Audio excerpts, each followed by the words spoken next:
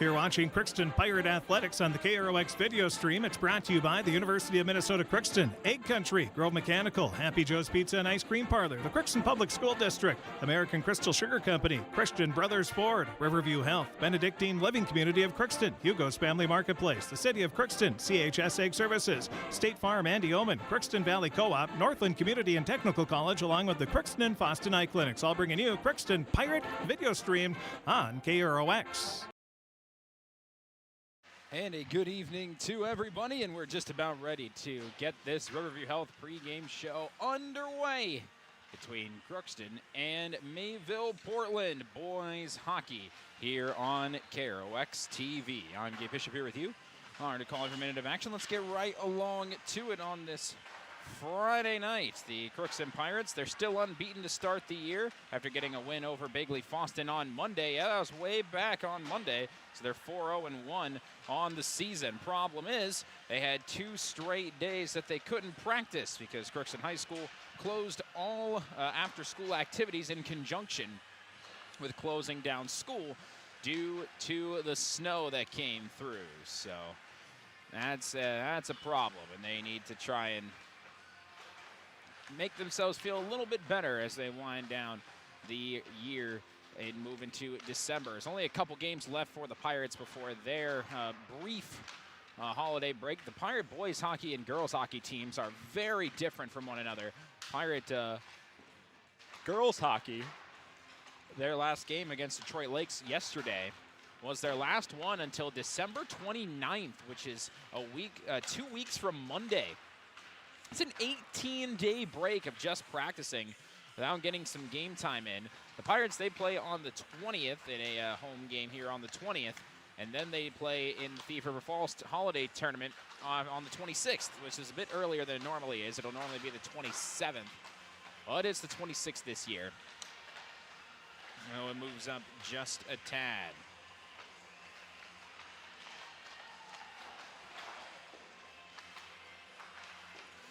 In terms of Mayville-Portland, they currently sit at 3-2 on the season. They just had a game against the Pirates, one of their section opponents, the Lake of the Woods Bears, beat them 8-0.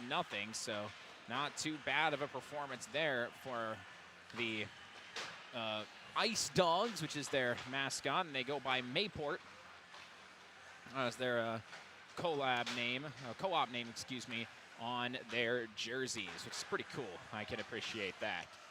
So they're here, and they're ready to play some hockey against the Crookston Pirates. On this Riverview Health pregame show, you'll get to hear from both head coaches. The head coach of the Mayville-Portland Ice Dogs, Coach Mickey Munson. He's in his 3rd season against Coach Josh Hardy in his 13th season. We'll take a look at the Draft Sports Bar and Grill scoreboard update. We had a lot of area teams that are playing today, and there's also Super Friday night. And Super Friday night is girls basketball at Thief River Falls. Super Saturday is the other way around for boys basketball. So it's girls today, boys tomorrow. We'll take a look at all that and the Napa Crookston Welding and Machine starting lineups as well. They'll all be coming up in a matter of moments, but we will take a break, and when we come back, we will hear from the head coach of the Mayville-Portland Ice Dogs, Coach Mickey Munson. I'll be coming up right after this. You can make a sweet life right here in the Red River Valley with a career at American Crystal Sugar Company. Our shift schedule offers 14 days off per month, which gives you time for family, friends, the great outdoors, and everything else you enjoy about small-town living. Entry-level positions are available, and pay starts around $18 per hour. Apply today at crystalsugar.com and share in our sweet success. Accidents happen. Illnesses happen. When you need timely, reliable care for allergies or respiratory infections, sprains, strains, or broken bones, or urinary infections, you can count on Riverview Health. Riverview Clinic in Crookston is open 7 days a week, weekdays from 7 a.m. to 7 p.m., and weekends from 9 a.m. to 1 p.m. For appointments, call 218-281-9595. When the unexpected happens, Riverview Health is here for you. You deserve the best. Earn your degree at University of Minnesota Crookston with the best public dorms in Minnesota. ranked by niche. With over 75 programs, you'll easily find the best fit for you. In this close-knit community, you're just around the corner from your new best friends. Plus, the U of M system has the lowest cost after financial aid in the state, so you receive the best value for your education. University of Minnesota Crookston. Small campus, big degree. The best of both worlds. Ever wonder what your city government does for you? They provide police and fire protection, emergency and disaster preparation, building code and zoning enforcement, street repair, cleaning and snow plowing, curbside garbage and recycling collection, plus spring and fall cleanup weeks. They deliver safe drinking water and maintain a wastewater system. They care for 22 parks and provide year-round recreation activities. They give loans for economic development and housing. They do all this and much more with the help of your city employees.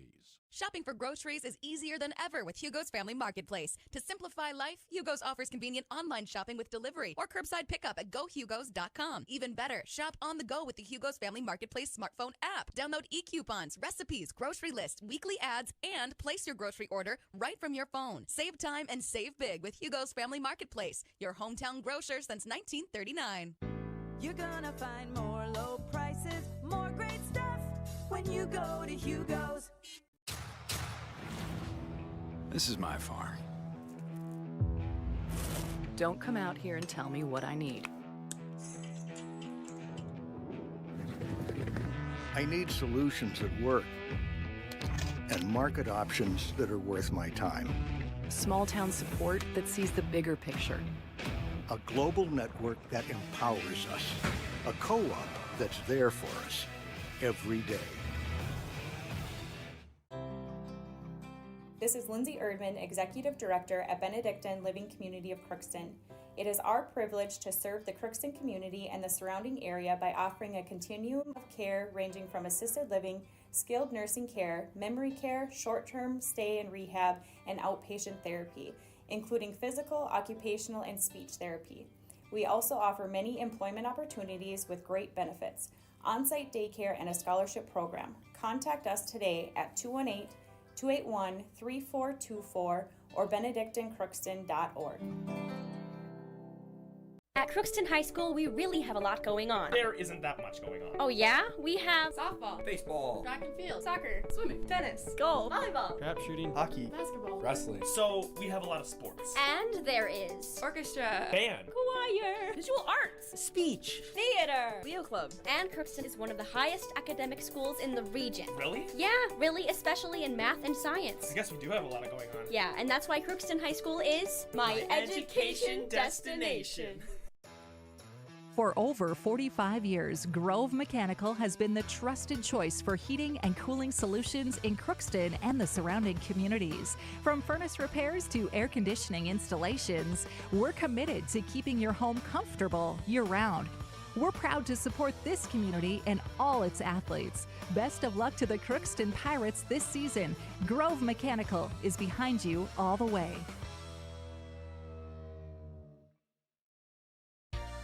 For all of your automotive service needs, call Christian Brothers Ford here in Crookston.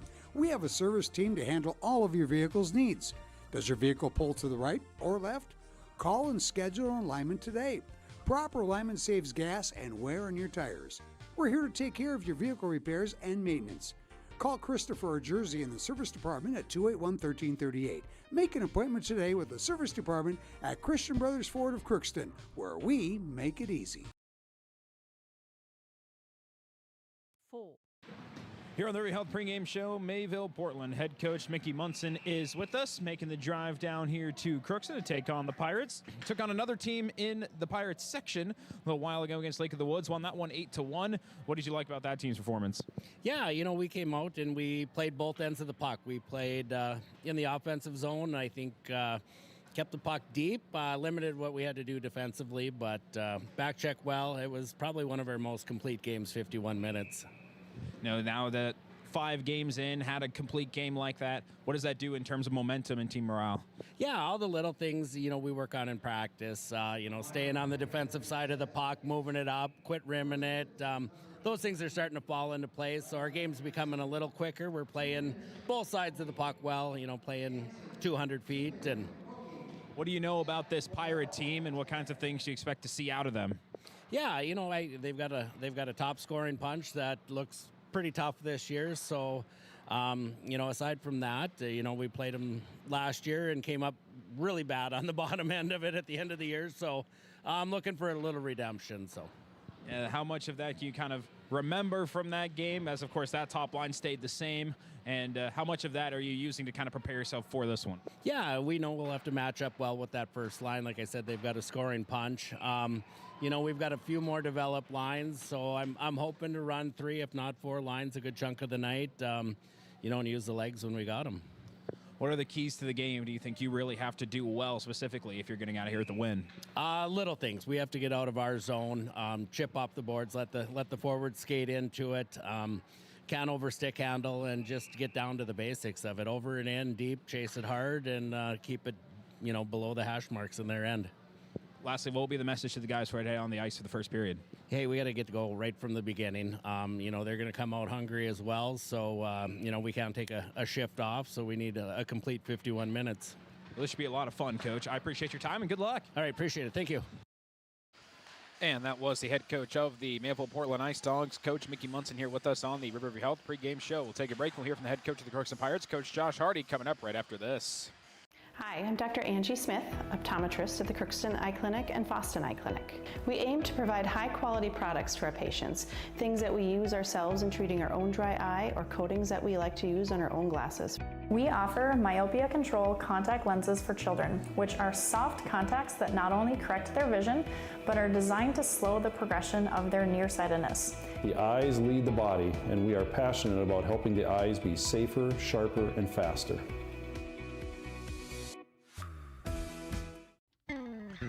Crookston Valley Cooperative in Crookston is your full-service local agronomy dealer, delivering the products and services that you've come to expect. Crookston Valley Cooperative specializes in seed, chemical, and fertilizers that you need to keep your farm operation growing. For expert advice you can rely on, give Sean, Mike, or Matt a call at 281-1178 today, or stop by at Crookston Valley Cooperative, located at 1122 Fairfax Avenue in Crookston. Crookston Valley Co-op, here to keep you growing.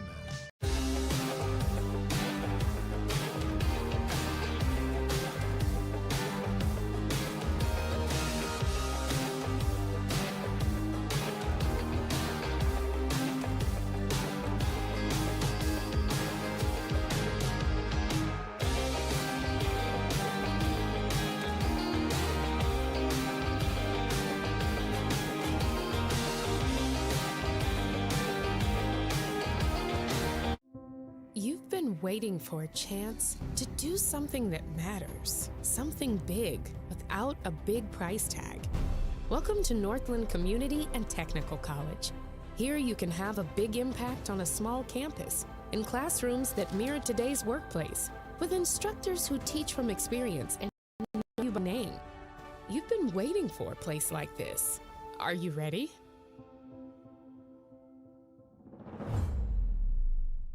Are you an enthusiastic sports fan? Want to have fun and get in on the action? Heck, yes. That'd be awesome. Have great attention to detail? Want to stay active? Definitely. Want to give back to the student athletes in your community? Obviously, yes. Then you'd make an excellent high school sports official. We need more officials in Minnesota, because with no high school officials, there are no high school sports. Sign up today at highschoolofficials.com.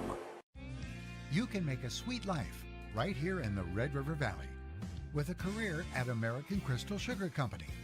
Our shift schedule offers 14 days off per month, which gives you time for family, friends, the great outdoors, and everything else you enjoy about small-town living. Entry-level positions are available, and pay starts around $18 per hour. Apply today at crystalsugar.com and share in our sweet success. Accidents happen. Illnesses happen. When you need timely, reliable care for allergies or respiratory infections, sprains, strains, or broken bones, or urinary infections, you can count on Riverview Health. Riverview Clinic in Crookston is open 7 days a week, weekdays from 7 a.m. to 7 p.m., and weekends from 9 a.m. to 1 p.m. For appointments, call 218-281-9595. When the unexpected happens, Riverview Health is here for you. You deserve the best. Earn your degree at University of Minnesota Crookston with the best public dorms in Minnesota, ranked by niche. With over 75 programs, you'll easily find the best fit for you. In this close-knit community, you're just around the corner from your new best friends. Plus, the U of M system has the lowest cost after financial aid in the state, so you receive the best value for your education. University of Minnesota Crookston. Small campus, big degree. The best of both worlds. Ever wonder what your city government does for you? They provide police and fire protection, emergency and disaster preparation, building code and zoning enforcement, street repair, cleaning and snow plowing, curbside garbage and recycling collection, plus spring and fall cleanup weeks. They deliver safe drinking water and maintain a wastewater system. They care for 22 parks and provide year-round recreation activities. They give loans for economic development and housing. They do all this and much more with the help of your city employees. Shopping for groceries is easier than ever with Hugo's Family Marketplace. To simplify life, Hugo's offers convenient online shopping with delivery or curbside pickup at gohugos.com. Even better, shop on the go with the Hugo's Family Marketplace smartphone app. Download e-coupons, recipes, grocery lists, weekly ads, and place your grocery order right from your phone. Save time and save big with Hugo's Family Marketplace, your hometown grocer since 1939. You're gonna find more low prices, more great stuff when you go to Hugo's. On the Riverview Health pregame show, Crookston Pirate head coach Josh Hardy is with us, and ever since we talked in that Bagley-Foston game, the snow decided to throw a bit of a wrench in some plans. Didn't practice until yesterday, so now you're back out here today. How's the team feeling, and where do we stand after that Bagley-Foston game on Monday? Yeah, I thought we had a pretty good practice on Thursday after having a couple of days off, and we're feeling good, right? Moving some things around, trying to work some power play, penalty kill stuff to try to improve. Really, I think offensively we're fine. I think we need to shoot the puck a little bit more, but defensively is where our big focus tonight is, playing in our own zone. Yeah, it was mentioned, we were talking before we got on the air, the power play stuff and trying to do some more special teams, some more rotating on that. We're starting to get closer to finding one that you really like. Yeah, we'll see tonight. We're going to change things up, put Jay and Garrett and Gray back together and see if they can, get her going a little bit. But I tell you what, I like our second unit too with Mason and Liam and Dylan and Grant Funk kind of anchoring that one. So Gavin Aukus out front. But we're at 20%, which is ideally kind of where you want to be. But I just feel like with our talent and skill, that number could be a little bit higher. And we're not necessarily taking advantage of the opportunities. We're getting chances, but they're coming on the rush. We got to be better in the zone on the power play. And then defensively on the penalty kill, we're just getting our rotations mixed up a little bit. And that's something that we're learning and hopefully can improve here tonight. In terms of this Mayville-Portland squad, what do you know about them, and what kinds of things do you think you expect to see out of them? Yeah, they always give us a good game. We kind of jumped on them early there last year and able to ride the momentum a little bit. So obviously that's going to be the plan here again. Hopefully we can get a fast start and not look back. Yeah, their coach was mentioning how they kind of remember how this one went last year and hoping to try and turn things around. And so do you think there's anything different that you might expect? I think that, they're just a year older, right? They're a year older and they're a year better, right? They had some success in the playoffs last year, beat West Fargo Cheyenne, which is huge for their program in the EDC. And, I think they're going to be, I think Mickey does a great job. They're always well coached and they usually get some pretty good goaltending. So excited to see how we respond tonight after, maybe being a little rusty. It was nice to practice yesterday, so hopefully we can come out hot. In terms of keys to the game for you, what do you think you really need to do well in this one? For us, it's about not we think offense too much at times, and really locking down in our zone. That's something that we got to practice if we're gonna, we're gonna get into the heart of our schedule here. We're gonna play some big section games, and we got to be prepared for that. So for me, it's just I really want to see us play better defensively, and that's gonna lead to offense. All right, if we can handle it in our own zone, we're gonna create some offense off of that. So that's one of the big keys. And the other one is we got to do a better job out front of our net. We're not picking up sticks. We're not knocking guys down. We're giving them all sorts of opportunities in close. And thankfully, Tegan and Brady have been up to the task. But they're not. There's going to be guys that are going to be banging home rebounds there at times. And we got to be a little better there to help Brady and Teagues out. Tegan's second start of the year today. Excited to see him back out in the starting between the pipes. Yeah, new Mayville State commit for baseball. So excited for we celebrated that yesterday. But no, excited for Teagues. He's absolutely earned it. Brady's dealing with a little bit of an illness today, and not a little bit. He's been hurting for 2 days now. It's going around our team. A bunch of JV guys out tonight. So hopefully we can maintain our health here going into this game and make it through. But yeah, Teagues is going to be great. I'm excited for him to get another game here. And last time it ends in a tie. Hopefully we can get the dub for him tonight. Let's see what happens tonight, Coach. I appreciate your time. We'll talk postgame. Thank you.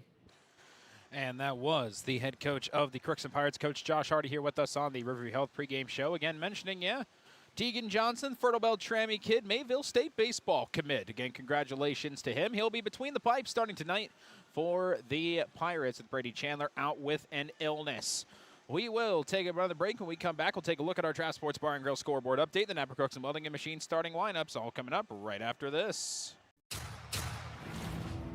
This is my farm. Don't come out here and tell me what I need. I need solutions that work and market options that are worth my time. Small town support that sees the bigger picture. A global network that empowers us. A co-op that's there for us every day.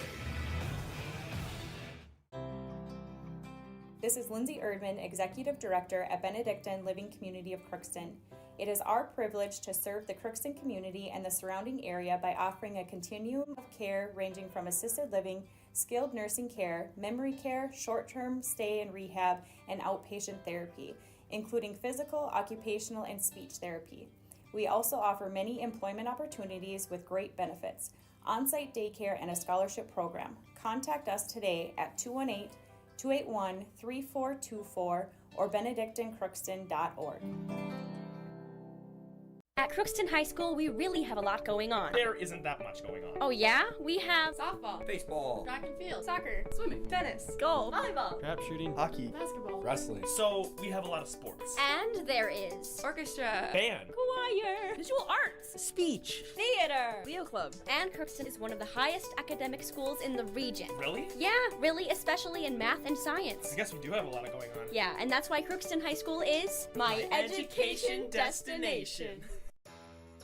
For over 45 years, Grove Mechanical has been the trusted choice for heating and cooling solutions in Crookston and the surrounding communities. From furnace repairs to air conditioning installations, we're committed to keeping your home comfortable year-round. We're proud to support this community and all its athletes. Best of luck to the Crookston Pirates this season. Grove Mechanical is behind you all the way.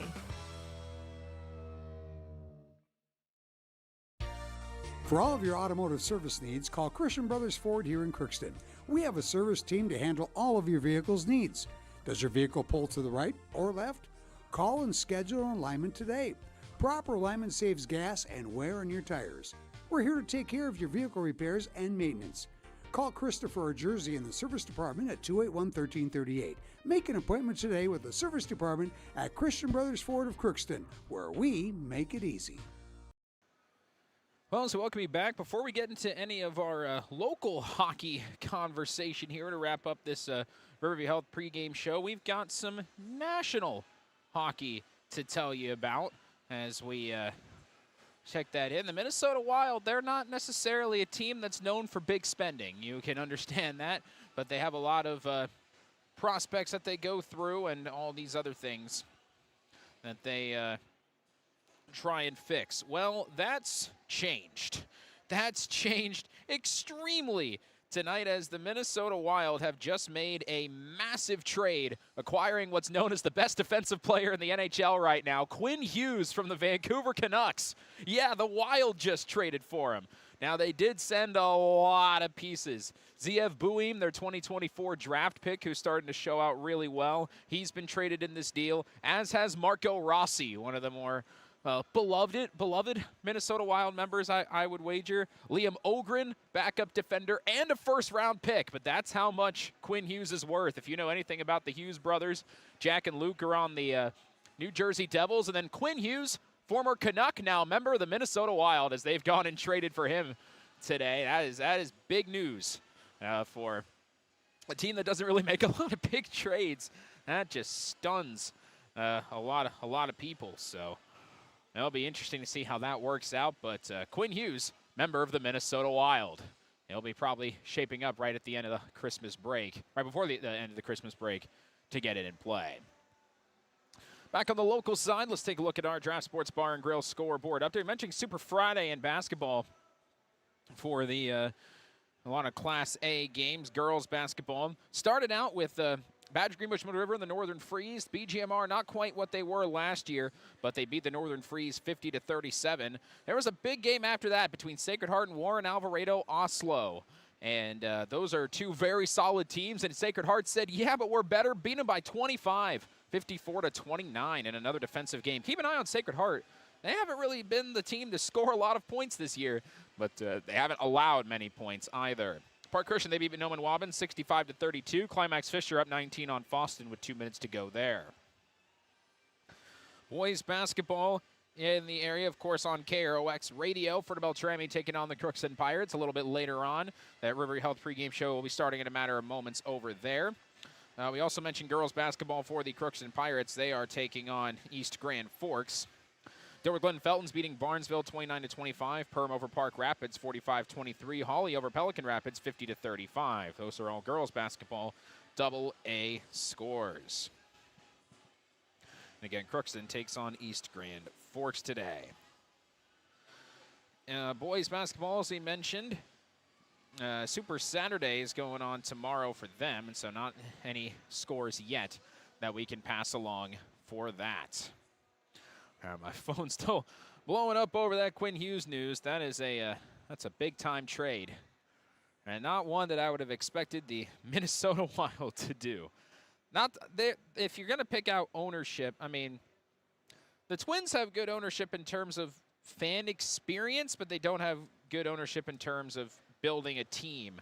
But the Minnesota Wild, even though they don't spend a ton of money, also do a really good job with their ownership and their fan experience, things like that. But something like this is huge for them. Let's take a look now at our Napper Crookston Welding and Machine starting lineups as the Zamboni makes his final trip down. They have what you need at Napper Crookston Welding and Machine. Make sure your batteries start the first time every time. Buy a Legend battery from Napper Crookston Welding and Machine. They handle all your Legend battery needs for your cars, trucks, recreational vehicles, snowmobiles, ATVs, and more. For Mayville-Portland, they will be starting the following under Mickey Munson, third-year head coach.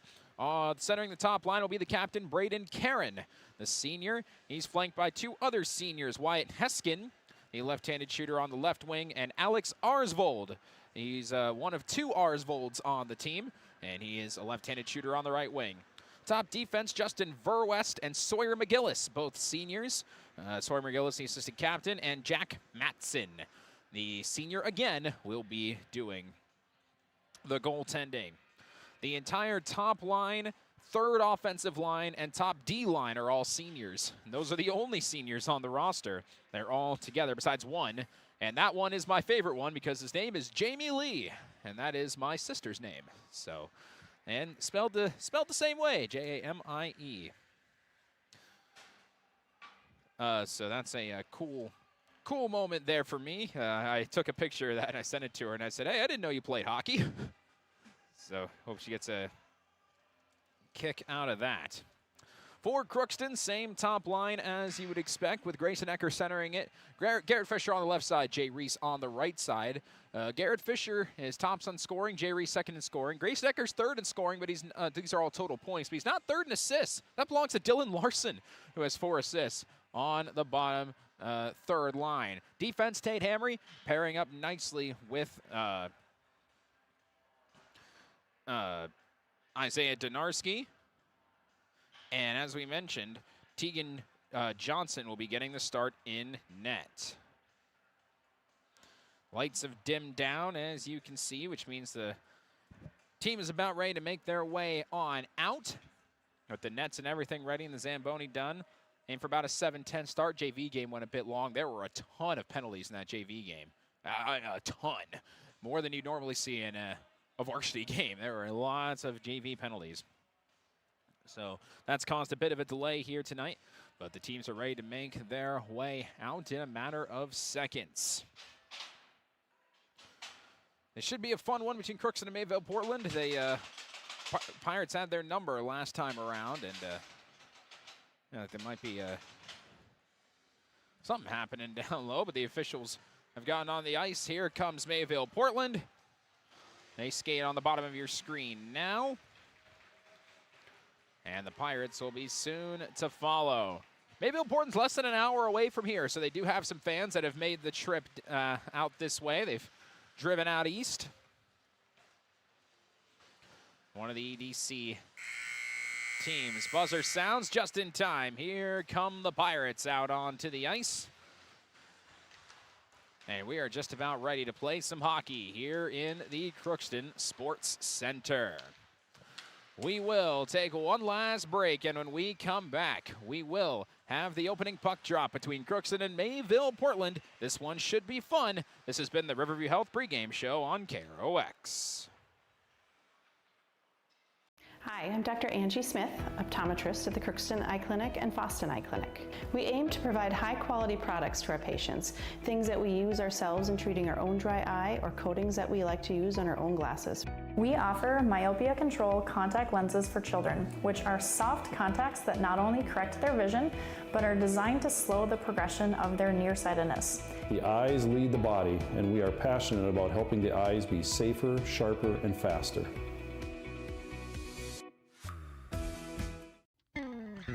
Crookston Valley Cooperative in Crookston is your full-service local agronomy dealer, delivering the products and services that you've come to expect. Crookston Valley Cooperative specializes in seed, chemical, and fertilizers that you need to keep your farm operation growing. For expert advice you can rely on, give Sean, Mike, or Matt a call at 281-1178 today, or stop by at Crookston Valley Cooperative, located at 1122 Fairfax Avenue in Crookston. Crookston Valley Co-op, here to keep you growing.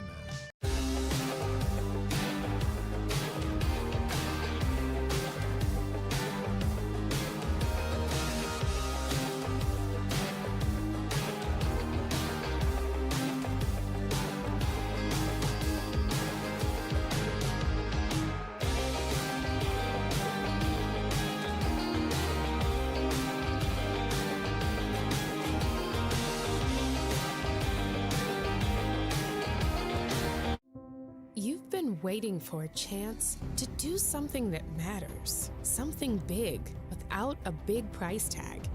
Welcome to Northland Community and Technical College. Here you can have a big impact on a small campus, in classrooms that mirror today's workplace, with instructors who teach from experience and know you by name. You've been waiting for a place like this. Are you ready?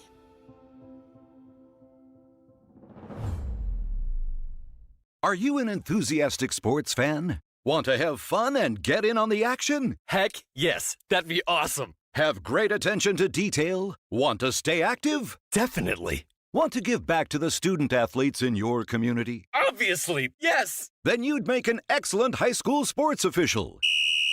We need more officials in Minnesota, because with no high school officials, there are no high school sports. Sign up today at highschoolofficials.com. Farming today doesn't always feel the same way it used to. Then again, some of it feels all the same. Maybe it isn't so much the jobs that changed, but how they get done. Now that's a different story. Efficiencies are critical, which is why you need a lender who will find the right loan structure for a strong financial future. You need a lender to look out for your whole farm operation. Ag Country.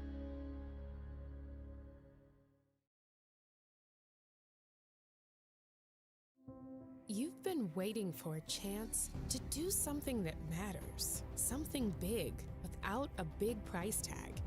Welcome to Northland Community and Technical College. Here you can have a big impact on a small campus, in classrooms that mirror today's workplace, with instructors who teach from experience and know you by name. You've been waiting for a place like this. Are you ready?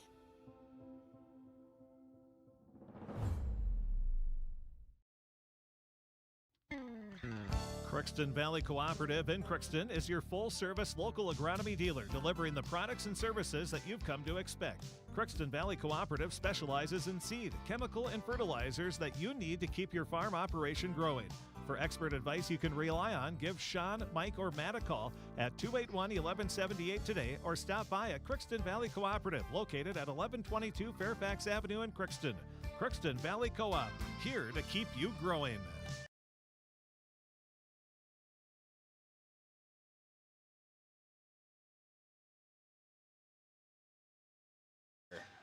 Let's play some hockey.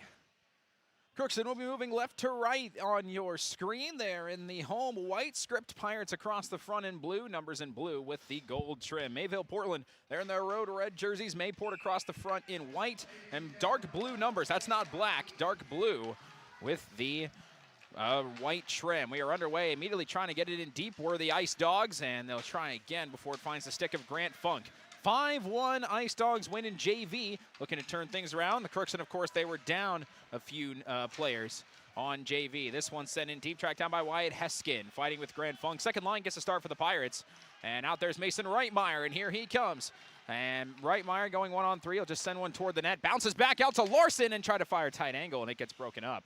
That was a good play, chasing that down by Justin Verwest. And sending it all the way down as the Pirates try and change. Get their top line out there. It's Garrett Fisher. Garrett Fisher turning on some speed, trying to go 1-on-2. Gets through them both. Fisher still fighting, trying to chip it in deep. Again, using those wheels all the way around the net. Man, Fisher's flying. Now it finds Jay Reese. Wraps around, looking for Ecker. It's loose in front. Gets ticked back out to the point. Grant Funk. Funk fires. Too tall. That was right on line. Just a little bit high. And Jay Reese will continue to fight for the Pirates. Coach Hardy mentioned that this team is very offensive-minded as this is sent all the way down. Donarski lets it go. It's an icing. We'll come back the other way, and then he wants them to worry a bit more about the defense. But at the moment, the offense is the one that's getting the hotter start.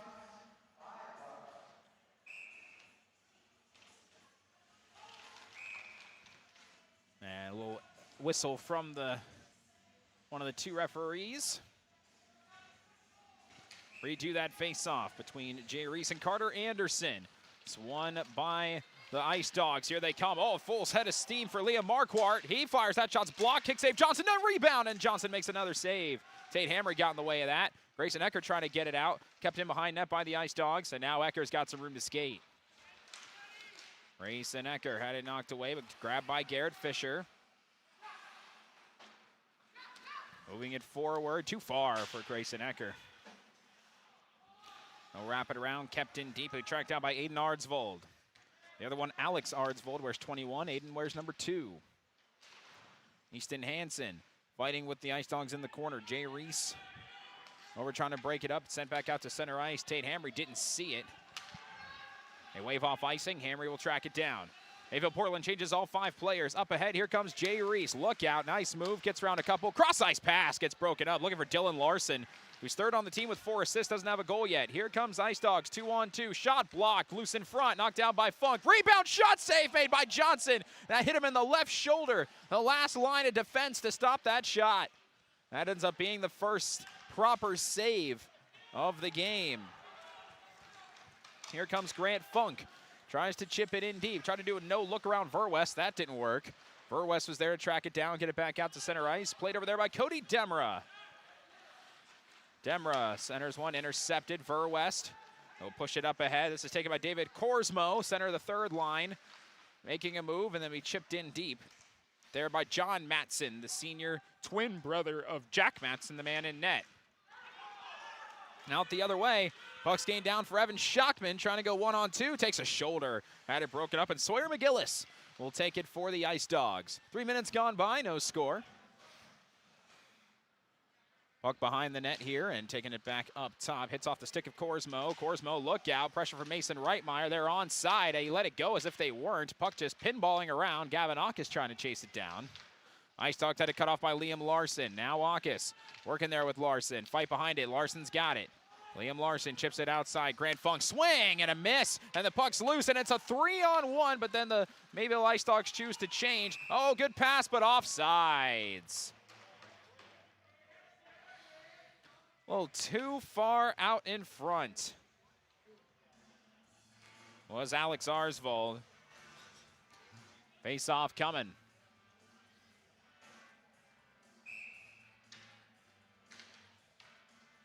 It's a bit of a tighter offsides, but it is one. Donarski. It's the drop ahead, Gavin Aukes. 2-on-2 with Liam Larson. Aukes will chip it in deep. Jack Matson thought about playing it and chooses to let it go. Probably a smart idea. Aiden Arsvold will run it down. Back the other way, and can't keep it in the zone as Donarski. Back the other way come the Ice Dogs. Onside shot, save made by Johnson. Rebound loose, and able to get it away on that attempt by Braden Karen. Another one near Johnson. Out in the corner. That pass cut off. Mason Reitmeyer, can he get it out? No. Sent in all the way in deep. Gavin Aukes will track it down. Wrap it hard around the boards. Goes through the legs of Reitmeyer. Kept in the zone by the Ice Dogs. They'll set up at the point. Fire for the blue line. That gets blocked by Gavin Aukes. Aukes deflects that pass as well. Wyatt Heskin to track it down. Back to the point again. Ice Dogs. Another one tipped by Aukes. Into the netting and out of play. Aukes, that big frame. There to help the cause. Now listed on the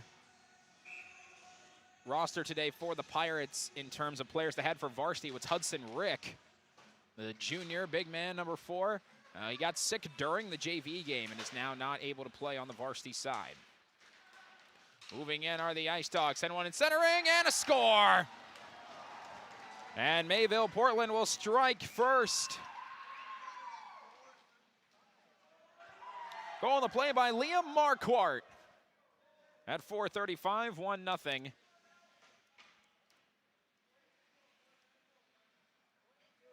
Ice Dogs lead.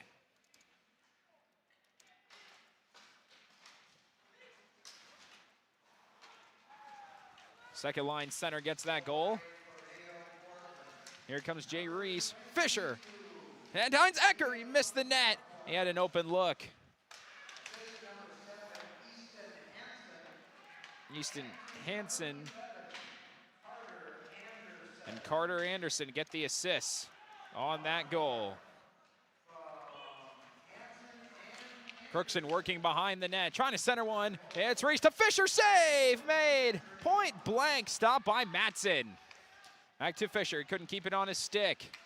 Sent back out, this is gonna go on net. So coming out to play it is Tegan Johnson, who got beat up close. Johnson's way out and threw it to nobody here. That's a bit of confusion, kept in the zone by the Ice Dogs. Can they capitalize? Well, Grant Funk is gonna try their best not to. Sends back up to the point. Fire shot from the blue line. Save made by Johnson. Back the other way comes Jay Reese. Up to Garrett Fisher. One-on-one. Oh, what a move. Another move. Shot too high. That was a beautiful move by Fisher, but he couldn't get the shot quite on net. Loose in front. Kicked away from Jay Reese. Tate Hamry tracks it down. Puts one on net. Poked away. Jack Matson was there. Around net again. Coming in to help Isaiah Donarski. Fisher had that broken up, sent back all the way out. Opportunity, but a bit too far out. And icing as John Matson couldn't quite get to that puck in time.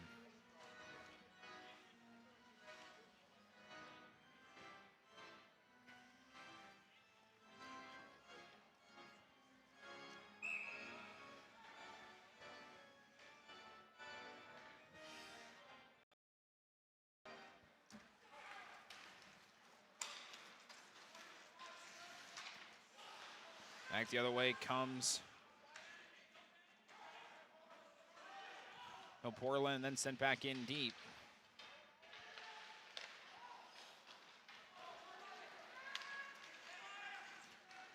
Ice Dogs looking to make something happen. Here comes a shot too tall on that attempt by Wyatt Heskin. As we approach 10.5 minutes to go, opening period.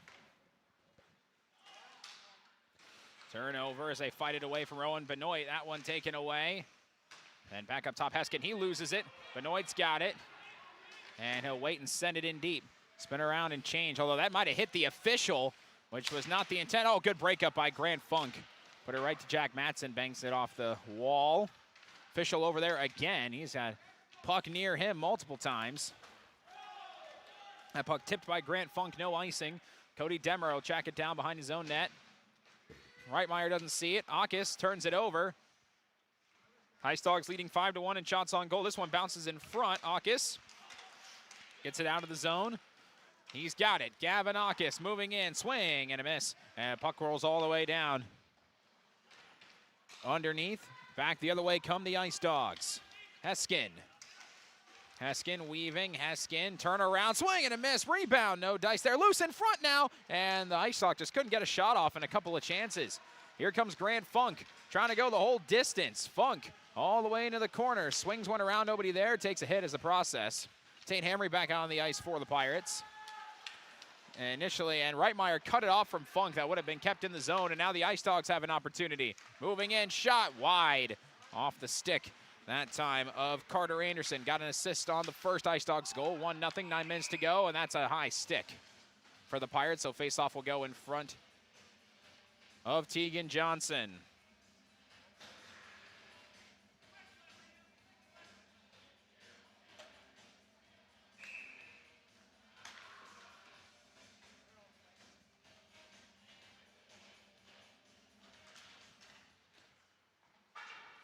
High up top and trying to keep it in the zone, unable to do so. It was Aiden Ardsvold. Up ahead, here's Garrett Fisher. Fisher will put one on net. Glove down by Jack Matson. He'll hold on to it with 8:44 to go.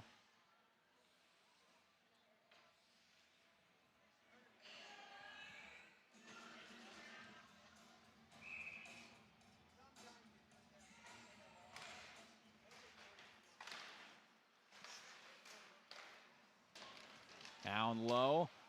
Jay Reese went flying in front of the net, lost his stick, and we brought back out to center ice and Tate Hamry.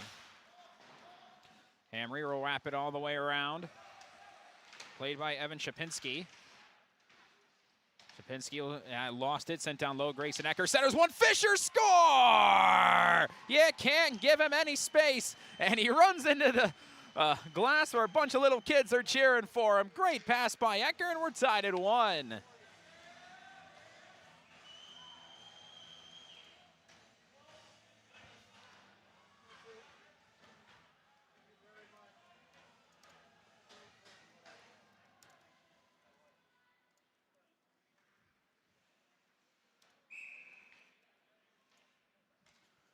So the Pirates answer with a goal, the 10th of the year for Garrett Fisher.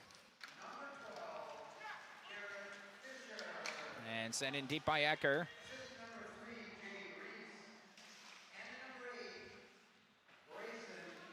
And everybody in the top line gets a point on that.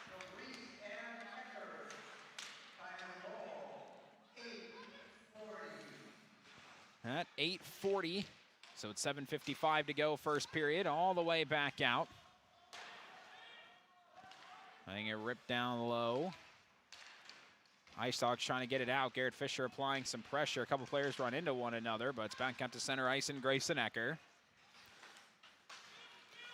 Now Funk, nice move. Grant Funk onside. Funk off the post! It rebounds out and a swing and a miss by Evan Schockman. Oh, man, that was a great shot by Funk, maybe just an inch too high. Taken away by Jay Reese, trying to fight through everybody. And a whistle, we got a penalty for a hook. And to the box comes Alex Arsvold.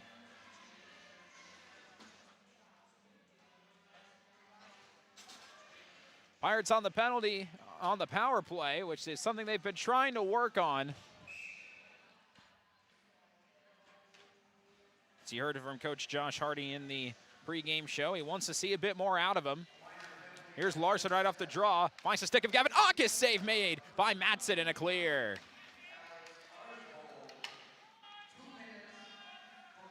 On the hooking penalty. Here come the Pirates' second line of penalty. Liam Larson up ahead. Nice move by Mason Reitmeyer. All the way. Save. Rebound. Poked away at the last second. Kept in the zone by Funk near the net. That one goes wide to the right. There are 4 Pirates down there. Couldn't quite find the net. Gets cleared out. Here comes some speed trying to chase this down for the Ice Dogs. Carter Anderson. He'll find Grant Funk. He'll poke it out. Fight with Dylan Larson. Here's Mason Reitmeyer. He'll move it over. Liam Larson makes a toe drag. Liam Larson keeps it in the zone, but then he lost it, and it gets cleared down to Garrett Fisher. Top line making its way out there, the penalty. Jay Reese, Grayson Ecker. Garrett Fisher sends it in deep. think Reese might have thought they were offsides. Yes, they were. He knew it. But Fisher had no idea. He was too far down.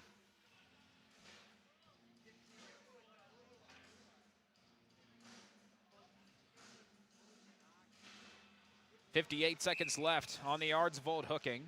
1-1 our score first period. Both teams with 6 shots on goal. Strum for it and just sent in deep by the Ice Dogs. Tracked down by Isaiah Donarski. Donarski behind net. Turn around and dump it off Tate Hamry. Hamry turning it up one. Makes a little bang around the boards. Pretty play by the NDSU football commit. Up ahead to Jay Reese. Had it poked out. Whack! And out of the zone on that swing by Brandon Karen. Here comes Fisher. Toe drag over Ecker. Goes behind him. Oh, and now a shorthanded opportunity. Here comes Wyatt Heskin. Had that broken up. Gets it back. Shot save made by Johnson. Rebound stopped by Ecker. He got in front of that. Able to stop a shorthanded break.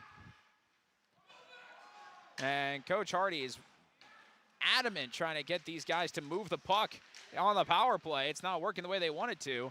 And that penalty kill is really aggressive. Here comes Ecker. Final seconds of the penalty. Ecker trying to make a move. Goes all the way in deep. Penalty successfully killed. Ardsvold looking for a potential break. Doesn't have it. Gets taken away by Fisher. Fisher centers one that got broken up. Trying to find Jay Reese. Fisher knocked it away again. Then had it knocked out by Heskin. Up Reese. Good move. Jay Reese trying to find Fisher again. Fisher centers one and then sent all the way down ice. And that'll be icing. It goes to the right of Tegan Johnson with 4:54 to go.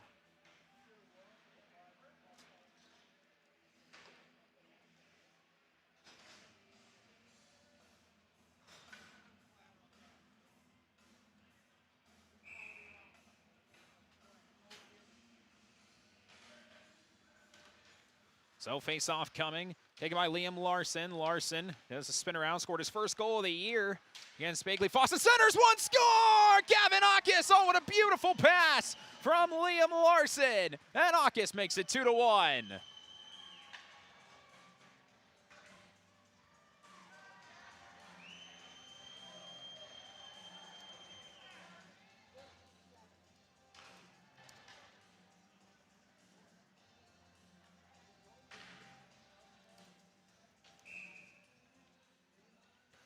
So the Pirates get another one back. They had their first lead of the game. Demro is trying to find Reitmeyer. Reitmeyer knocked it down. Gonna wrap this one around. Collision. And back to Akis, who just scored. Trying to find nothing there. And up the other way. Back in the corner and sent all the way down. He tracked down by Cody Demra. Demra spinning in front of Tegan Johnson. Played Evan Schockman, had that one knocked down, trying to clear it. Schockman didn't see it, finds Demra, whisked it down the ice. He was on the red line, so no icing. 4 minutes to go, first period. Up ahead come the Ice Dogs. Good pressure, able to fight off a shot. Bounce that one off the side of the cage for an open look. Save made by Johnson that hit him in the face mask. And we ran down by Marquardt, who scored the goal for the Ice Dogs. Another one save made. Rebound, popped up into the air. Fight for it. Oh, what a stop by Tegan Johnson. Back out shot, too high. And it's loose in front again. They've got it again. Wraparound save, Johnson. Oh, what a terrific stop that allowed this one to stay at 2-1. That was amazing. Still pinned in along the boards, right back out. Dump it down low, turnaround shot blocked, popped up into the air. So that was a catch, not a knockdown. With 3:14 to go.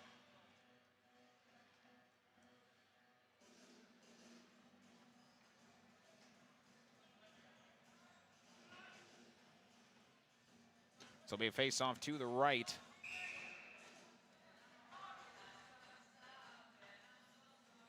Pardon me, the left of Jack Matson.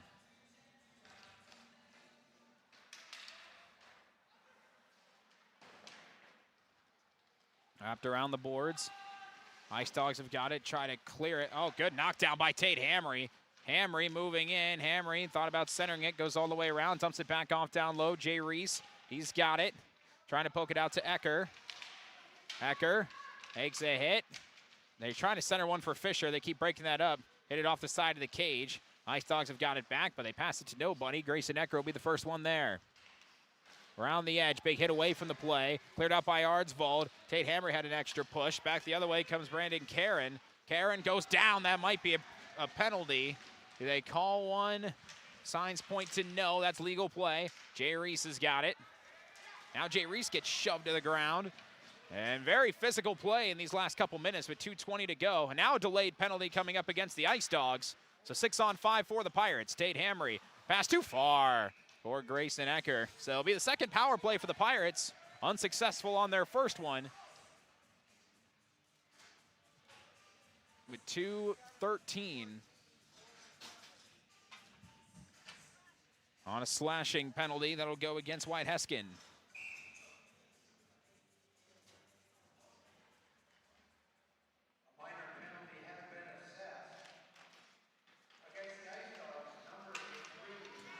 And immediately cleared out. Ice Dogs they were very solid on the penalty kill first time. Had an opportunity shorthanded, loose in front, broken up by Liam Larson. As power play, with the amount of talent they have, should be lethal, and it's just not working right now for the Pirates. Grant Funk gets it onside. Funk moving in, all the way down, goes down, no call. Tracked down by Dylan Larson. Larson tries to center one, intercepted, then it gets taken away by Liam Larson. Liam Larson does a spin. They'll center one for Akis. It gets broken up. Back up top. Knocked down, shot on net, save made by Matson. Rebound nearly got by Dylan Larson. He's got it, tries to turn around, centers one again, Liam Larson. Liam Larson looking for Dylan again. Back to Liam, he fires, save made by Matson. And it'll be kicked out to Dylan Larson behind net. Pass too far for Mason Reitmeyer, and a clear. Tegan Johnson will send it forward for Grant Funk. Minute left on the slash penalty for Wyatt Heskin. 2-1 Pirates, 1:05 to go in the period. Fight for it. Taken back, another clear. This will be sent down towards Tegan Johnson. Hit off his stick, and then it hit the netting. So out of play with 1:01 to go.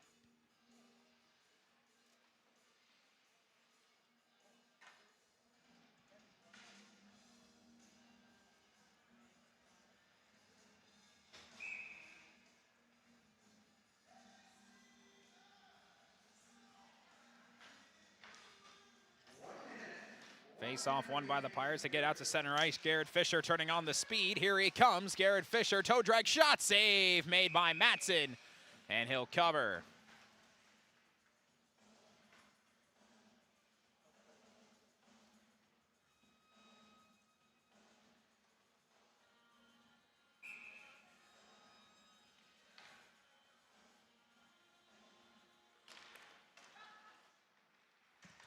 Face-off, Pirates trying to fight for another goal. It's Fisher. Fisher moves in, puts one on net, save made by Matson. Big rebound out to Alex Ardsvold. Ardsvold will get it out, and that's lost by Donarski. Back the other way comes Karen. 1-on-2 short-handed shot save made by Tegan Johnson. 30 seconds to go in the period. 15 seconds to go on the slash penalty. Here comes Tate Hamry. Hamry dumps it off Isaiah Donarski. Donarski's just waiting. Needing for somewhere to go. Here they come. Up ahead, it's Garrett Fisher. Penalty over now. Fisher moving in the zone. Fisher waits. Toe drag. Wants the center one. Had it broken up. Tries it anyway. Cut off by Jay Reese. 7 seconds to go in the period. Reese, turn around. Reese lost it. Spin, swings and misses. Hamry fires. Blocked. And that's how that period will come to an end. Big shot block. That time on the final one by Hamry. A very tired Garrett Fisher with his hands on his knees. And he'll head back to the locker room along with everybody else as that first period comes to an end. It was a fun one with the Crookston Pirates holding on to a 2-1 lead over the Mayville-Portland Ice Dogs. Both teams with 11 shots on goal in the period, which is a good result for each offense. They've been churning out shots, but it ends up going the way of the Pirates in the first period. 2-1 our score. We will take a break, and when we come back, we will have our first period stats and scoring coming up right after this. You can make a sweet life right here in the Red River Valley with a career at American Crystal Sugar Company. Our shift schedule offers 14 days off per month, which gives you time for family, friends, the great outdoors, and everything else you enjoy about small-town living. Entry-level positions are available, and pay starts around $18 per hour. Apply today at crystalsugar.com and share in our sweet success. Accidents happen. Illnesses happen. When you need timely, reliable care for allergies or respiratory infections, sprains, strains, or broken bones, or urinary infections, you can count on Riverview Health. Riverview Clinic in Crookston is open 7 days a week, weekdays from 7 a.m. to 7 p.m., and weekends from 9 a.m. to 1 p.m.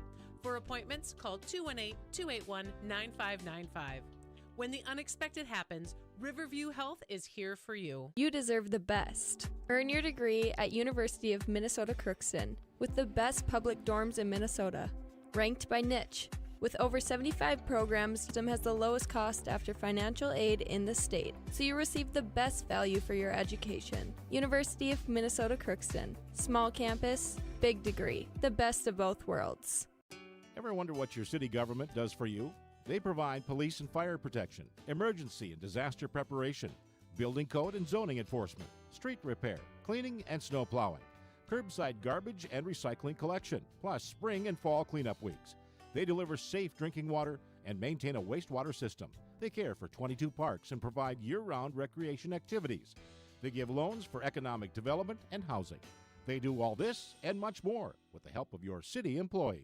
Shopping for groceries is easier than ever with Hugo's Family Marketplace. To simplify life, Hugo's offers convenient online shopping with delivery or curbside pickup at gohugos.com. Even better, shop on the go with the Hugo's Family Marketplace smartphone app. Download e-coupons, recipes, grocery lists, weekly ads, and place your grocery order right from your phone. Save time and save big with Hugo's Family Marketplace, your hometown grocer since 1939.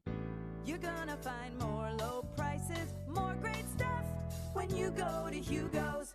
Farming today doesn't always feel the same way it used to. Then again, some of it feels all the same. Maybe it isn't so much the jobs that changed, but how they get done. Now that's a different story. Efficiencies are critical, which is why you need a lender who will find the right loan structure for a strong financial future. You need a lender to look out for your whole farm operation. Ag Country.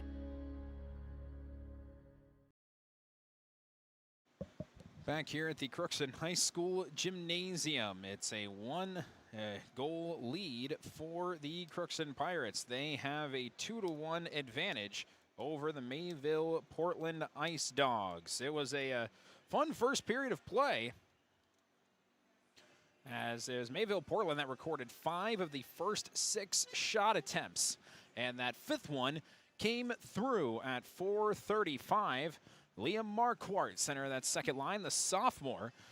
He put away a goal off an assist from Easton Hansen and Carter Anderson. And it ended up being a 1-0 game. Didn't last too long, though, as a couple of good passing plays for the Pirates took place at 8:40. It was Garrett Fisher scoring his 10th goal of the year, getting assists from Grayson Ecker and Jay Reese. It was a beautiful pass by Grayson Ecker from behind the net. And at 12:14, Liam Larson took inspiration from that pass as he found Gavin Aukes on a beautiful dish. At 12:14, made it 2-1, Pirates with the lead. That's where we stand at the end of the first period. Both teams had 11 shots on goal. Tegan Johnson for the Pirates had 10 saves on 11 shots. Jack Matson, 9 saves on 11 shots. The problem is the Pirates have been outshot in shots on goal 3-1 on the power play. The shorthanded push from Mayville-Portland has been a key factor in keeping this game the way it is, as they have virtually prohibited the Pirates from doing anything on the power play. When you heard Coach Josh Hardy, you can tell that he knows that there's a lot of untapped potential in that Pirate power play. He's tried so many different things. He's put Jay Reese off of the top line. He's tried moving other pieces around. He's tried only one defender out there. He's done lots of different combinations. And at the end of the day, it hasn't worked. And yes, you hear him mention in the pregame show, they are sitting at around 20% coming into tonight, which is about where you want to be on average. But he believes that there's significantly more you can find in that power play. And I think all of you were evidenced in showing that, yeah, there probably is, given what's what the team's potential is. They are a very solid offensive team, and this was just one of those power play days that's just not working right now. And so they need to find a way to fix that and put themselves in a much better situation when it comes to that. Otherwise, I mentioned those saves, so 0 for 2 on the power play. The Pirates did not commit a penalty. So Mayville-Portland hasn't had a power play attempt on their own here. We'll see if they get one in the second period. The Pirates, as we know a lot this year, they tend to play a lot of offensive games. That's the big key. The offense is primarily what they focus on, and too offensive-minded. Coach Josh Hardy, they're starting to see that. It's worked so far. They're 4-0-1 to start the year, but I think he understands the longevity of it, does Coach Josh Hardy. So we'll see if that changes around. We will take a break, and when we come back, we'll take a look at our Giraffe Sports Bar and Grill scoreboard update. Have updates for you down in over the Crookston High School Gymnasium with girls basketball, and boys basketball just about to get underway out in Fertile. We'll take a break, and we'll be back right after this.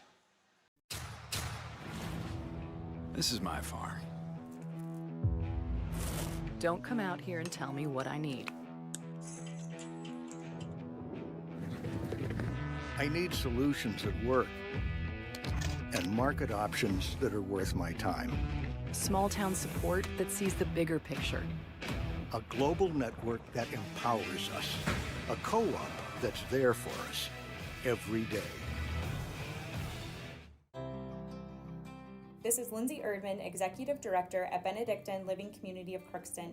It is our privilege to serve the Crookston community and the surrounding area by offering a continuum of care ranging from assisted living, skilled nursing care, memory care, short-term stay and rehab, and outpatient therapy, including physical, occupational, and speech therapy. We also offer many employment opportunities with great benefits, on-site daycare, and a scholarship program. Contact us today at 218-281-3424 or benedictinecrookston.org. At Crookston High School, we really have a lot going on. There isn't that much going on. Oh yeah? We have softball, baseball, track and field, soccer, swimming, tennis, golf, volleyball, trap shooting, hockey, basketball, wrestling. So we have a lot of sports. And there is orchestra, band, choir, visual arts, speech, theater, Leo Club. And Crookston is one of the highest academic schools in the region. Really? Yeah, really, especially in math and science. I guess we do have a lot going on. Yeah, and that's why Crookston High School is my education destination. For over 45 years, Grove Mechanical has been the trusted choice for heating and cooling solutions in Crookston and the surrounding communities. From furnace repairs to air conditioning installations, we're committed to keeping your home comfortable year-round. We're proud to support this community and all its athletes. Best of luck to the Crookston Pirates this season. Grove Mechanical is behind you all the way.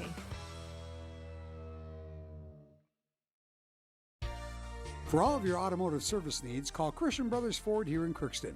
We have a service team to handle all of your vehicle's needs. Does your vehicle pull to the right or left? Call and schedule an alignment today. Proper alignment saves gas and wear on your tires. We're here to take care of your vehicle repairs and maintenance. Call Christopher or Jersey in the service department at 281-1338. Make an appointment today with the service department at Christian Brothers Ford of Crookston, where we make it easy.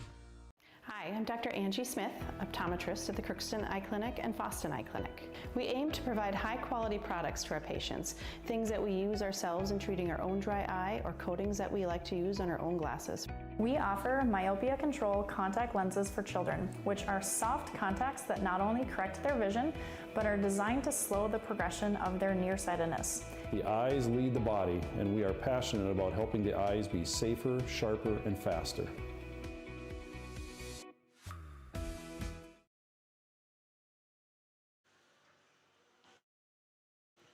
Back here at the Crookston Sports Center. Let's take a look at our Draft Sports Bar and Grill scoreboard update. A couple finals we have for you. The JV and C Squad games are done for boys basketball between Crookston and Furter Beltrami.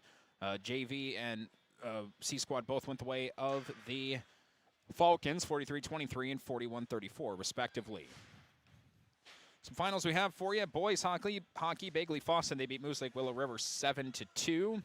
Girls basketball, Badger Greenbush River beat the Northern Freeze 50-37. Sacred Heart of Warren Alvarado Oslo 54-29. And then from there, girls basketball, Climax Fisher beat Fawston 73-58. We have Park Christian over Nolan Waubun 65-52. Holly over Pelican Rapids 61-53. And boys basketball for you. Fawston in front of Climax Fisher 19-9. Park Christian in front of Minoman Waubun 48-32. Holly and Pelican Rapids just got started. So there's a few more there for you. And as we had mentioned, some of the state sports news that came out for the Minnesota Wild as they traded for arguably the best defenseman in the NHL, Quinn Hughes, the third Hughes brother that people forgot about because he plays for Vancouver. Well, not anymore. He's now in Minnesota.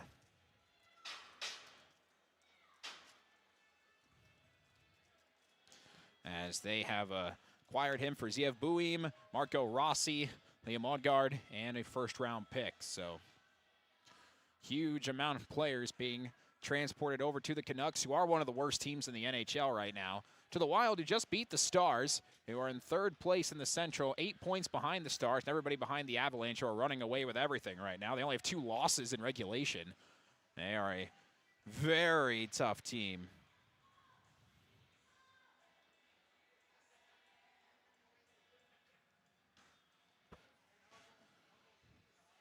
But the Wild feel like that addition to their back line, which, let's be honest, the back line is not as strong as the forward core, and so you're helping that out. Getting some of the more young guys besides Buim, who was being traded to Vancouver, some more reps on the offensive front, especially in the bottom 2 lines. And a big-name defenseman to join the big name of Kirill Kaprizov and Matt Zuccarello, Joel Eriksson Ek, and all of those guys. Both teams have made their way back out onto the ice, so we're about to start the second period of play between Crookston and Mayville-Portland. 2-1 Pirates.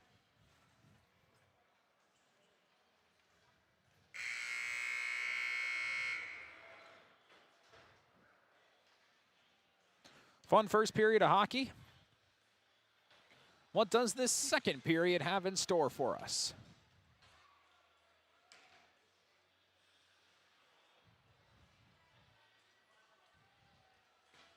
As the teams finish stretching out and make their way back to their respective benches.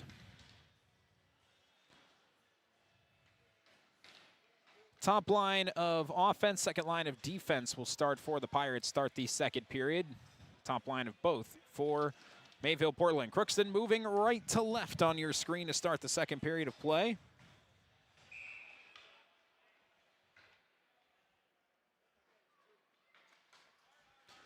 Here we go, face off, sent all the way in deep by the Ice Dogs, tracked down by Cody Demera. Demera will move it up ahead, Garrett Fisher. Fisher fighting, taken away by Ecker, up ahead, Jay Reese.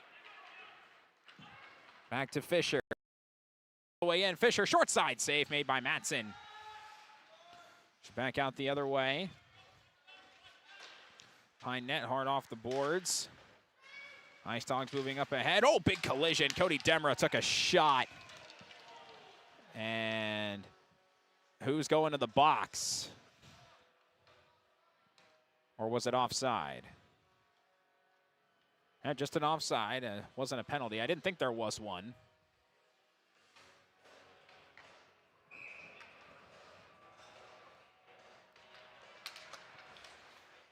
Face off one by the Ice Dogs. They send it in deep. Tracked down by Isaiah Donarski. He dumps it off. Tate Hamry. Push it up ahead. Too far for Ecker. Sent back in deep again by the Ice Dogs. Tate Hamry up. Fisher. Good move by Garrett Fisher up to Jay Reese. Reese back to Fisher. Fisher broken up from behind. Good back check. But Ardsvold couldn't keep it on his stick, kept in the zone. Good pass to Ecker. Ecker with Fisher. Ecker, oh, diving to break that play up. That was great defense by Evan Shapinski. Oh, wow. And sent back down for icing.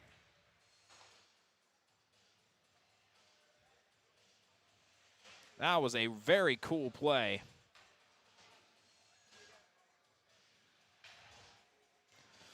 By the defense. Fisher would have had a pretty open net.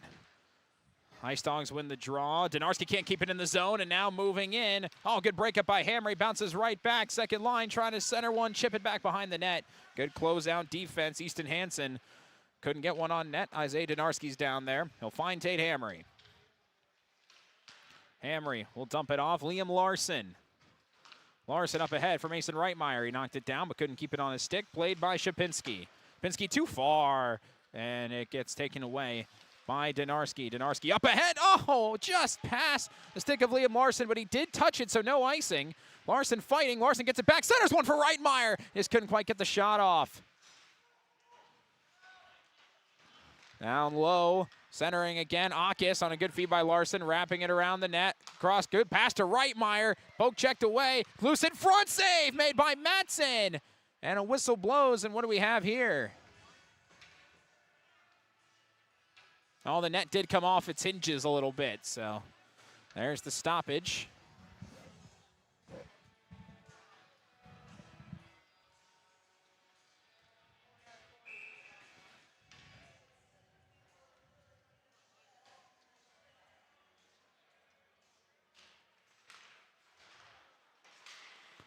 Face off, kicked all the way back out.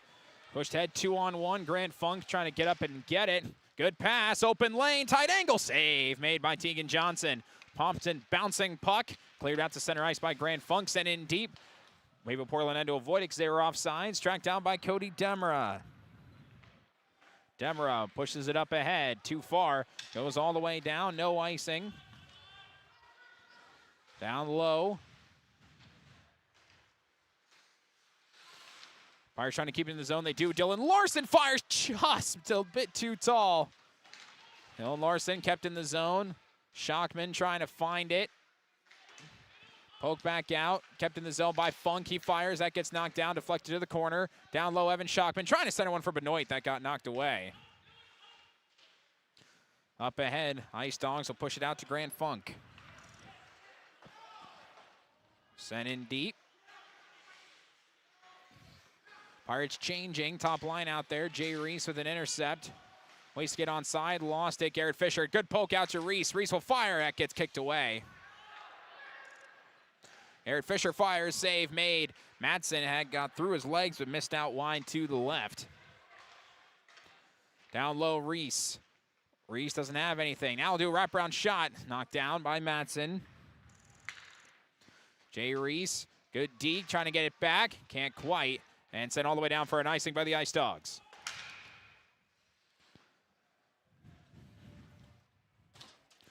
.13-17 to go, second period.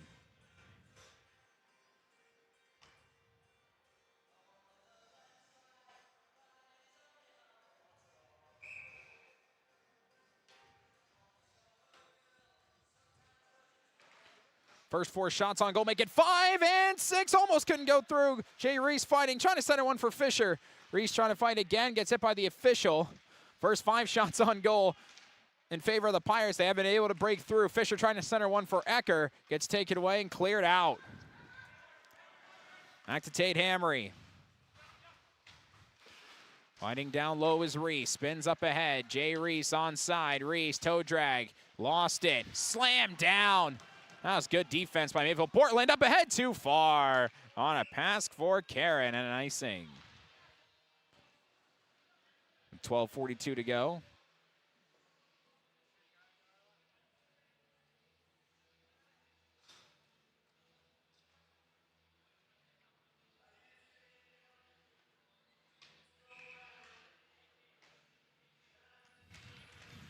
Face off one by the Pirates. Grant Funk fires, blocked. Finds Larson, trying to find Akis, deflected. Whacked hard off along the boards. Donarski will find Funk. Hard off the board, send find to Akis, couldn't keep it on his stick. Donarski up ahead for Mason Reitmeyer, just kind of going back and forth, grabbed by Donarski again. Pass out to Grant Funk. Funk taking off, Grant Funk backing in, on a knee, spins around, Akis trying to help, off the side of the cage, goes down low. Akis, pressure coming, taken by Larson up top, Donarski whisks one, gets blocked, popped up into the air. The Ice Dogs have a 3-on-2. Akis trying to close in, good toe drag, backhand blocked by Donarski. Able to knock away that attempt by Hansen, sends one off the side of the cage. Pirates trying to clear it out. They can't quite yet. Chipped in deep by Liam Marquardt. Marquardt lost it. Funk trying to get it out. Back to Marquardt, fighting with Donarski. Got it loose in front. Backhand, Johnson. That might have hit the crossbar or Johnson's head. He already has a save off his face mask today. That's hit the crossbar, so no shots on goal yet, technically. Here comes a shot. That one goes wide from the blue line. Centering, loose in front, shot off the post. That one definitely hit square. No icing, they wave it off. Pirates change all 5 of their players up ahead. Here come the Ice Dogs again. Broken up there by Rowan Benoit, cross ice. Be tracked down by Carter Anderson. Fighting with Cody Demmer up to Schockman. He'll wrap it hard around the boards looking for Benoit. 10:50 to go, second period. Weaving through. Here comes a shot save made by Johnson in the slot, stopping Marquardt. Up the other way, 2-on-2. Rowan Benoit working with Evan Schockman. Benoit waits, fires. Glove save by Matson. And a whistle. 10:35 to go.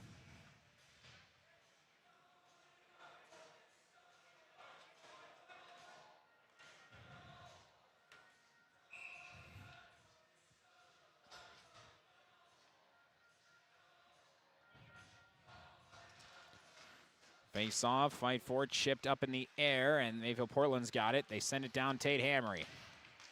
Hamry in the zone, looking with Fisher. Hamry shot safe, made by Matson. He does not allow a rebound, and Fisher was right there waiting for one if he got one. 18-12 shots on goal in favor of the Pirates, 7-1 in this period.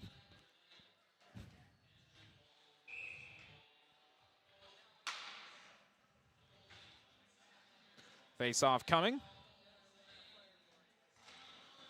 They'll fight for it in the center. Taken away by Jay Reese. Shot save made by Matson. Rebound, but nobody was there.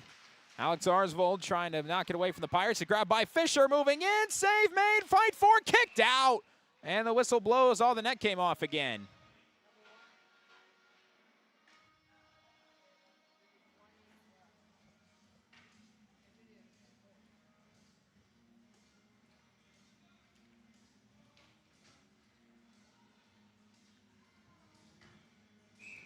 So another face-off on the way to the left of Matson.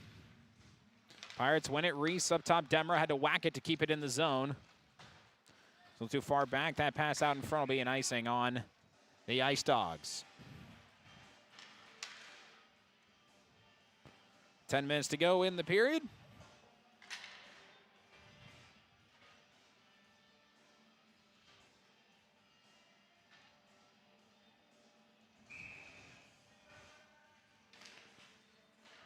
Face off, fight for it, back up Demra, offsides, so the Pirates have to let it go.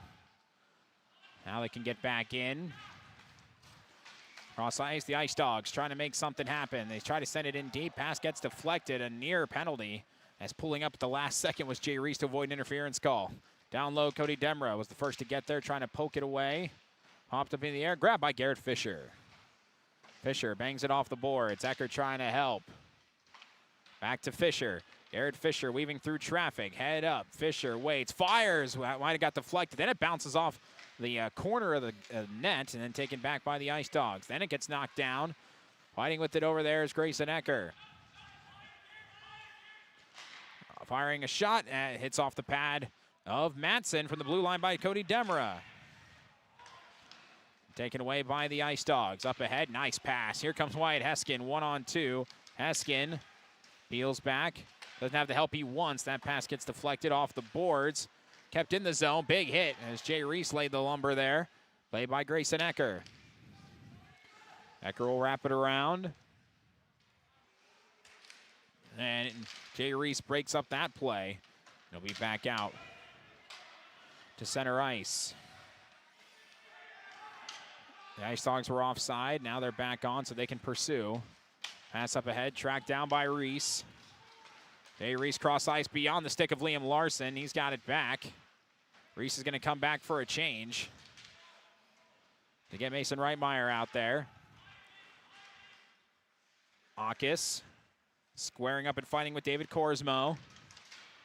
Larson over there trying to help. Bounces back outside to John Matson. Around the boards, played by Jamie Lee. Bounced off the board, taken by Mason Reitmeyer. Trying to work around Lee. He sent down low. Larson fighting. Lee adding some pressure. Larson wins that. Centers one for Akis. Gets knocked away. Back out to center ice. Taken by Hansen for the Pirates. Rylan Hansen then sent in from the blue line and save made by Matson. He'll hold. 7:37 to go. John Matson very frustrated as he heads to the bench for the Ice Dogs. They only have one shot on goal in this second period.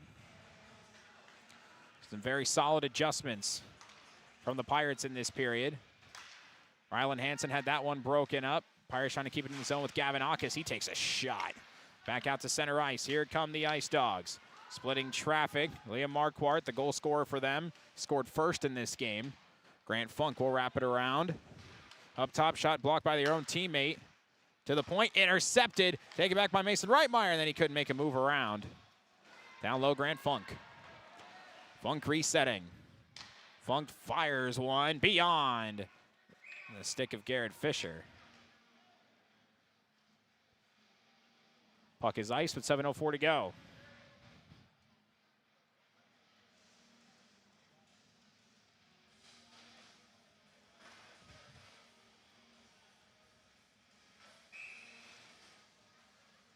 Face-off on the way, won by the Ice Dogs. But went on net, save made by Johnson. He didn't catch it, but then he was able to freeze it. For his second shot save of the period, 7 minutes to go in said period.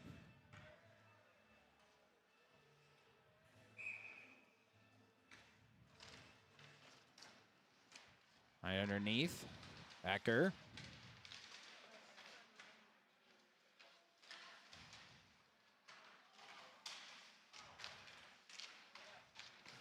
That one Blackman down low.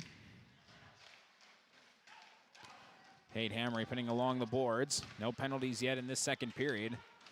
Come back the other way, Jay Reese had it broken up, and he slides down. He's sent in deep, tracked down by Isaiah Donarski. Donarski up for Fisher. Fisher chips it. Swing and a miss, and Jay Reese has an open lane. Reese moving in, fire save made by Matson. And played by Sawyer McGillis.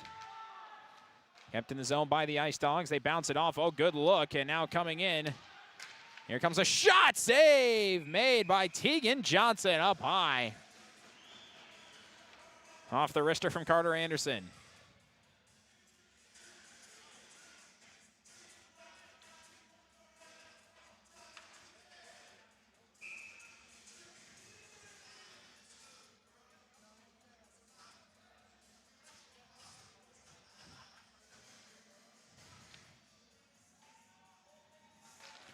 Face-off coming, Larson.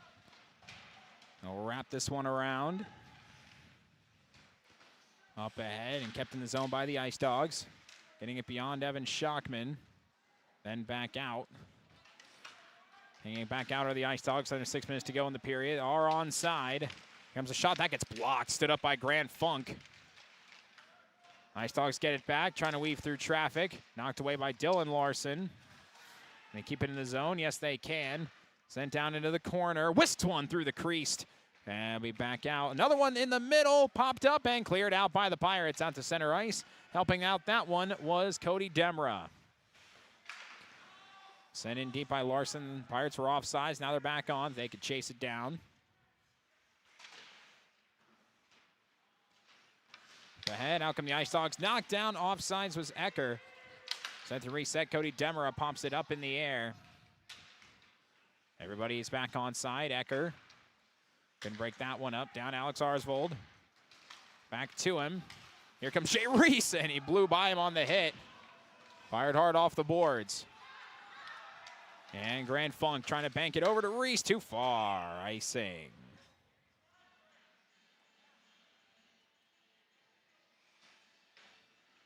So send this one all the way down with 4:50 to go.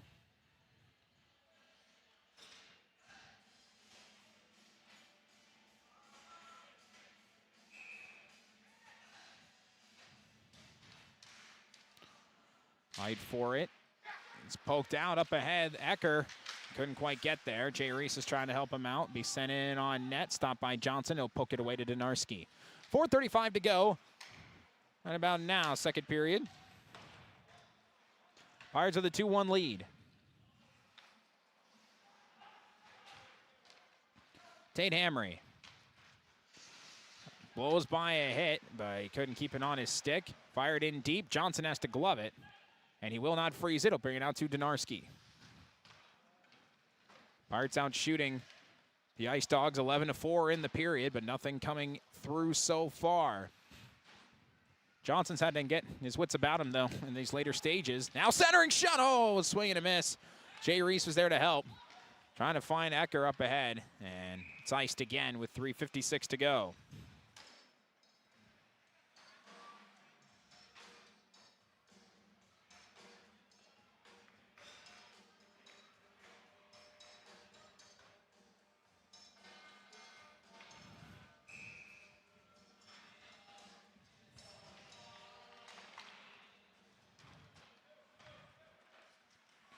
Down low. Come back out the other way. Here comes Mason Reitmeyer. Reitmeyer moving in. Centers one for Akis. It bounces off Matson. Hit off his own guy.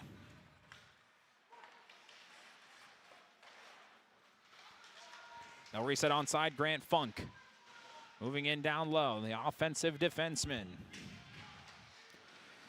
And hard Ice Dogs trying to clear it. They do. Akis, look over for Reitmeyer. He'll send it in deep.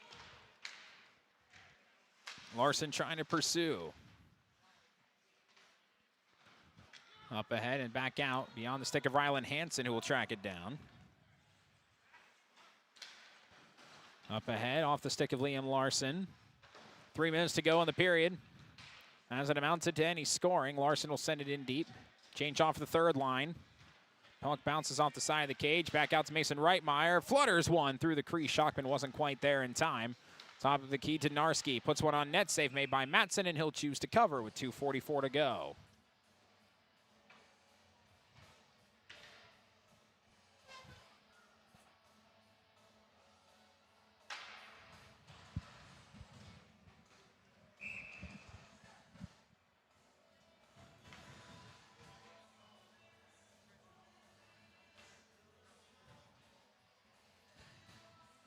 Face-off coming to the left of Matson.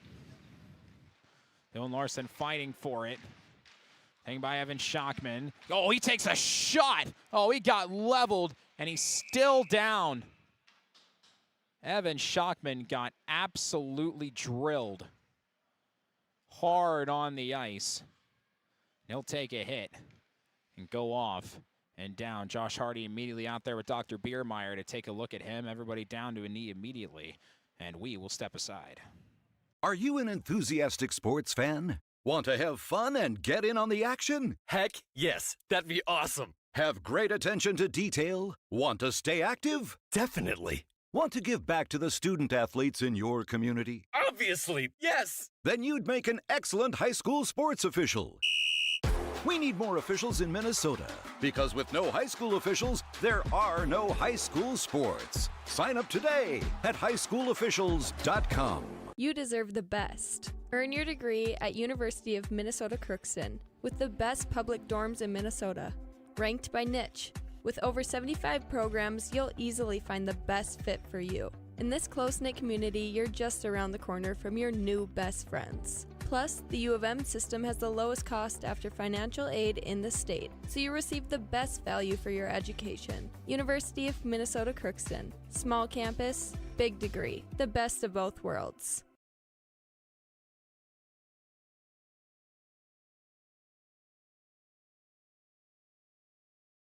So you can see there, Evan Schockman is now sat up, being looked at still by Coach Hardy and Coach Biermeyer, able to get up on, Dr. Biermeyer, able to get up on his own power, which is set up on his own power at least. They're doing some head-related tests, and for good reason. Schockman took a massive hit. All the Ice Dog players still down on a knee, and they will now help up Mr. Schockman and escort him off the ice, and he'll skate off on his own. So got the wind knocked out of him pretty bad. I think they'll look at him for a head injury, but able to get off on his own, which is great news, and he'll walk back. Assisted by the doctor who will work with him. And we'll see if that's the end of the day for Schockman tonight.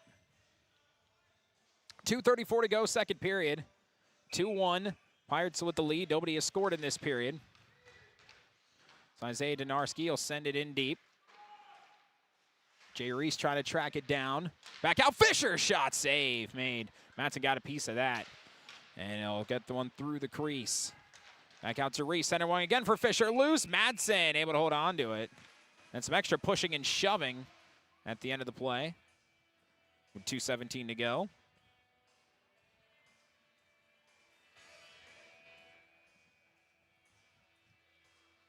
Some REM going through the Crookston Sports Center. Face off one by Ecker. Bring it back out. Hamry turned it over, and now up ahead comes Heskin. Heskin on his own. Wyatt Heskin. Glove save! Tegan Johnson. That was pretty. Snag that one beautifully.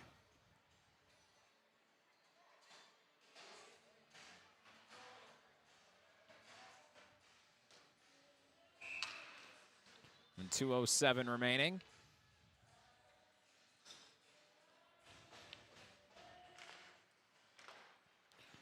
Down low, trying to wrap this one around. Out of the zone as Fisher tries to pursue it. And Ice Dogs were off sides. Now they get to pursue again.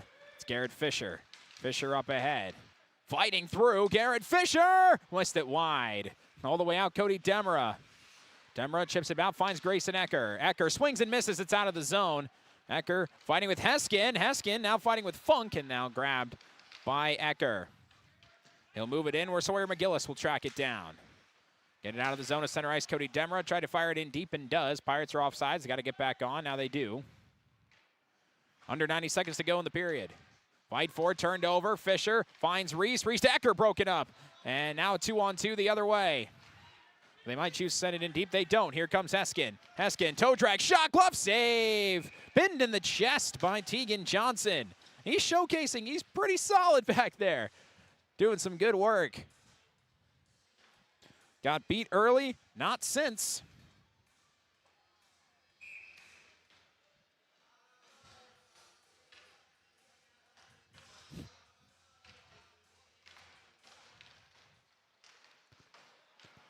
Up down low, off the face-off, centering pass broken up by Tate Hamry.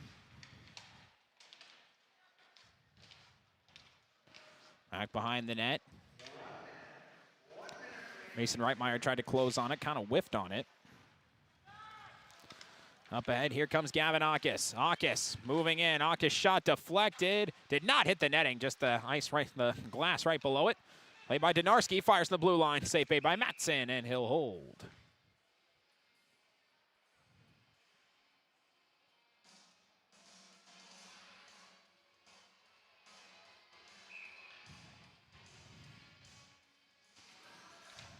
Another face-off, one by the Ice Dogs, hard off the glass. And nearly had a breakaway opportunity, but they couldn't get it away from the official on the boards. Big hit with the play by Gavin Akis. And is there a penalty on that? No, they're offsides with 30.8 seconds to go.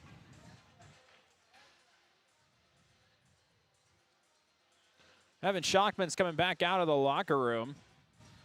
He's got a stick. I think he's going to be good to go.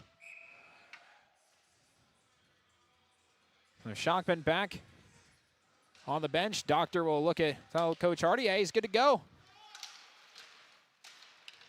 That's a good sign there. So glad to see him back out after taking that huge hit along the boards. Here's Jay Reese trying to get it out of the Pirates' own zone. 18 seconds to go in the period. Reese will just try and move on his own. Weaving through the defense. Jay Reese, nice move. Reese running through, had it broken up. Mayville-Portland trying to answer again. Big hit away from the puck. It's broken up. Reese has got it, blows a tire, throws it between the legs of the defense. Firing one near the net, goes behind Tegan Johnson. It'll stay back there as the second period will come to an end. So that period, nobody scored.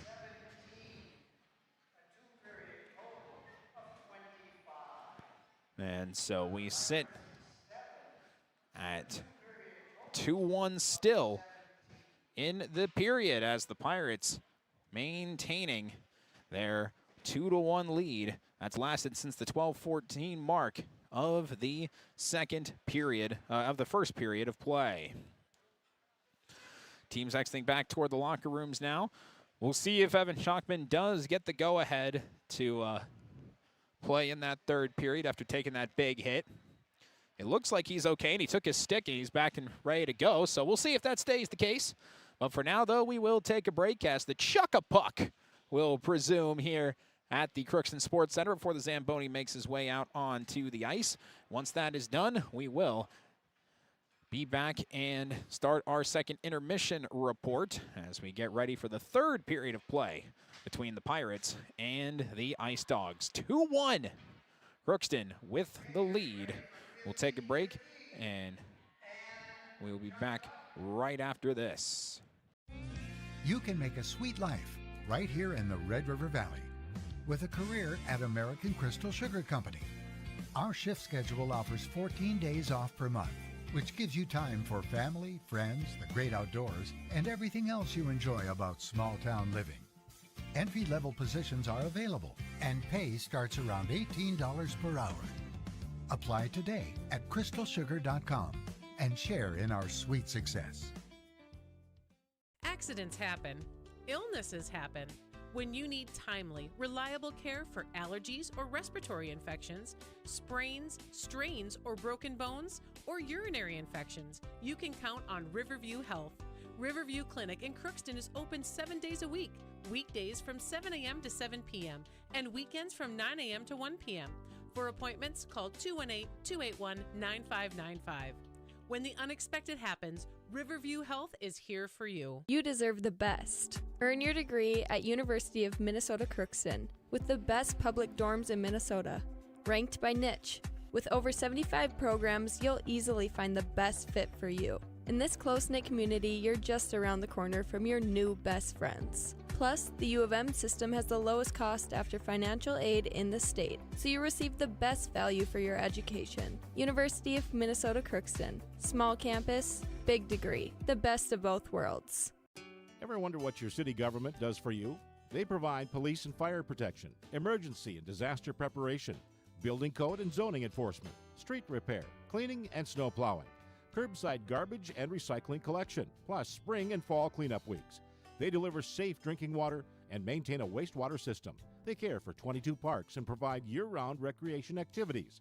They give loans for economic development and housing. They do all this and much more with the help of your city employees. Shopping for groceries is easier than ever with Hugo's Family Marketplace. To simplify life, online shopping with delivery or curbside pickup at gohugos.com. Even better, shop on the go with the Hugo's Family Marketplace smartphone app. Download e-coupons, recipes, grocery lists, weekly ads, and place your grocery order right from your phone. Save time and save big with Hugo's Family Marketplace, your hometown grocer since 1939. You're gonna find more low prices, more great stuff when you go to Hugo's. This is my farm. Don't come out here and tell me what I need. I need solutions that work and market options that are worth my time. Small town support that sees the bigger picture. A global network that empowers us. A co-op that's there for us every day. This is Lindsay Erdman, Executive Director at Benedictine Living Community of Crookston. It is our privilege to serve the Crookston community and the surrounding area by offering a continuum of care ranging from assisted living, skilled nursing care, memory care, short-term stay and rehab, and outpatient therapy, including physical, occupational, and speech therapy. We also offer many employment opportunities with great benefits, on-site daycare, and a scholarship program. Contact us today at 218-281-3424 or benedictinecrookston.org. At Crookston High School, we really have a lot going on. There isn't that much going on. Oh yeah? We have Softball, Baseball, track and field, soccer, swimming, tennis, golf, volleyball, trap shooting, hockey, basketball, wrestling. So we have a lot of sports. and there is orchestra, Band. choir, visual arts, speech, theater, Leo Club. and Crookston is one of the highest academic schools in the region. Really? Yeah, really, especially in math and science. I guess we do have a lot going on. Yeah, and that's why Crookston High School is my education destination. For over 45 years, Grove Mechanical has been the trusted choice for heating and cooling solutions in Crookston and the surrounding communities. From furnace repairs to air conditioning installations, we're committed to keeping your home comfortable year-round. We're proud to support this community and all its athletes. Best of luck to the Crookston Pirates this season. Grove Mechanical is behind you all the way.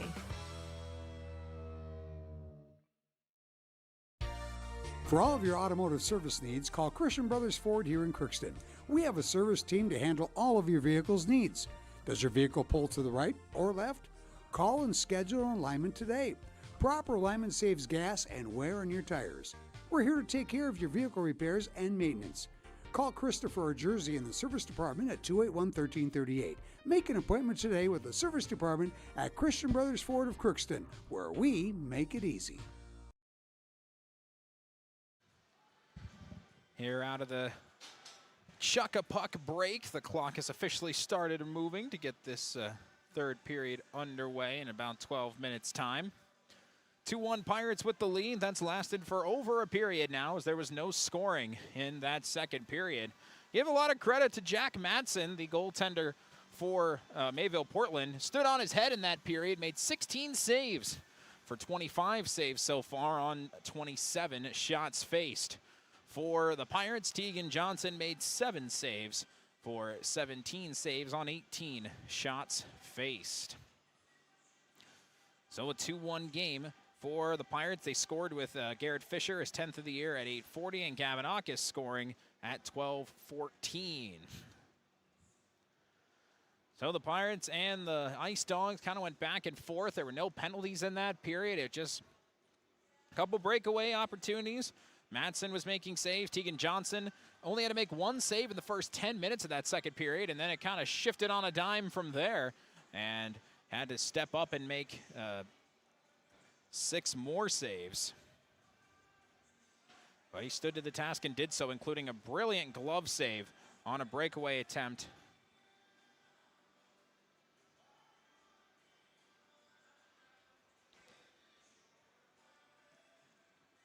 So very fun result here so far for the Pirates, looking to hold on to this 2-1 lead in one of their better defensive games of the year.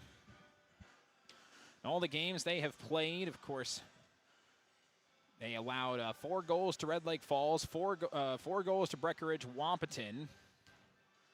Then, make sure I get my numbers right on team. They have 4 goals to Bagley Foston, 3 goals to Hopkins, one of the lower ones. Then we'll double check here to make sure my information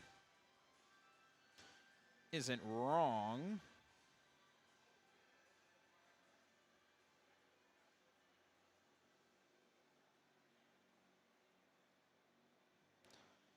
And let's see here, and they churning through the somewhat slow Crookston Sports Center Wi-Fi.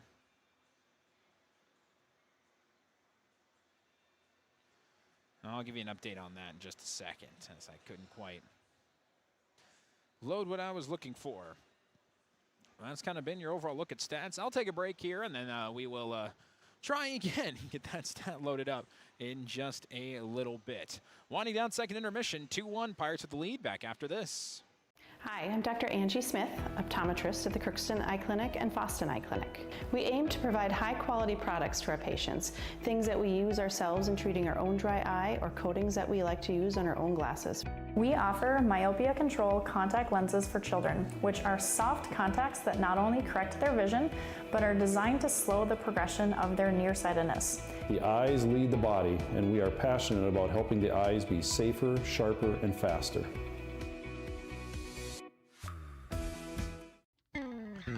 Crookston Valley Cooperative in Crookston is your full-service local agronomy dealer, delivering the products and services that you've come to expect. Crookston Valley Cooperative specializes in seed, chemical, and fertilizers that you need to keep your farm operation growing.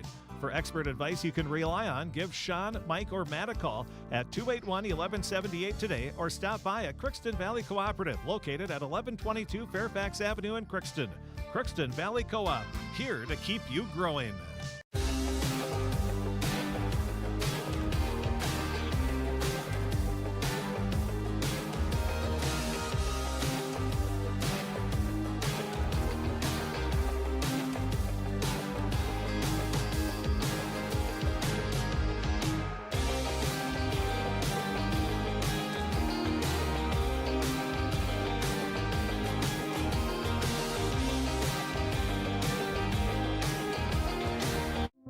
You've been waiting for a chance to do something that matters, something big without a big price tag. Welcome to Northland Community and Technical College. Here you can have a big impact on a small campus, in classrooms that mirror today's workplace, with instructors who teach from experience and know you by name. You've been waiting for a place like this. Are you ready?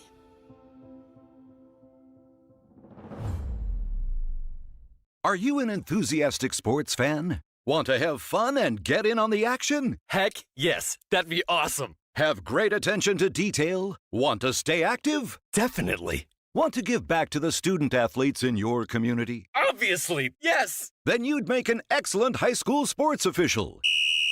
We need more officials in Minnesota, because with no high school officials, there are no high school sports. Sign up today at highschoolofficials.com. This is my farm. Don't come out here and tell me what I need. I need solutions that work and market options that are worth my time. Small town support that sees the bigger picture. A global network that empowers us. A co-op that's there for us every day. This is Lindsay Erdman, Executive Director at Benedictine Living Community of Crookston. It is our privilege to serve the Crookston community and the surrounding area by offering a continuum of care ranging from assisted living, skilled nursing care, memory care, short-term stay and rehab, and outpatient therapy, including physical, occupational, and speech therapy. We also offer many employment opportunities with great benefits, on-site daycare, and a scholarship program. Contact us today at 218-281-3424 or benedictinecrookston.org. At Crookston High School, we really have a lot going on. There isn't that much going on. Oh yeah? We have softball, baseball, track and field, soccer, swimming, tennis, golf, volleyball, trap shooting, hockey, basketball, wrestling. So we have a lot of sports. and there is orchestra, Band, choir, visual arts, speech, theater, Leo Club. and Crookston is one of the highest academic schools in the region. Really? Yeah, really, especially in math and science. I guess we do have a lot going on. Yeah, and that's why Crookston High School is my education destination. For over 45 years, Grove Mechanical has been the trusted choice for heating and cooling solutions in Crookston and the surrounding communities. From furnace repairs to air conditioning installations, we're committed to keeping your home comfortable year-round. We're proud to support this community and all its athletes. Best of luck to the Crookston Pirates this season. Grove Mechanical is behind you all the way.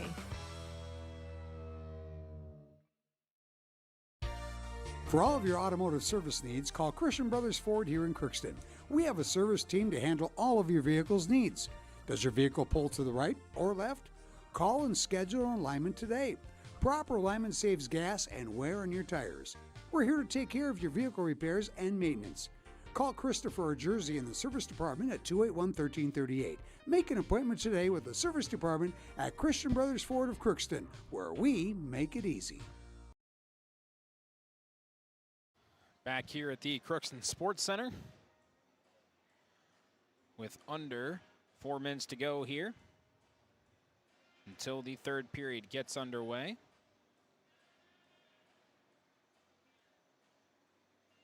(2-1), the Pirates have the lead.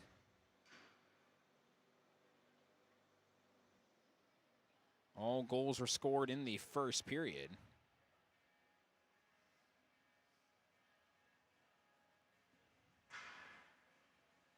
One by Garrett Fisher and one by Gavin Aukus.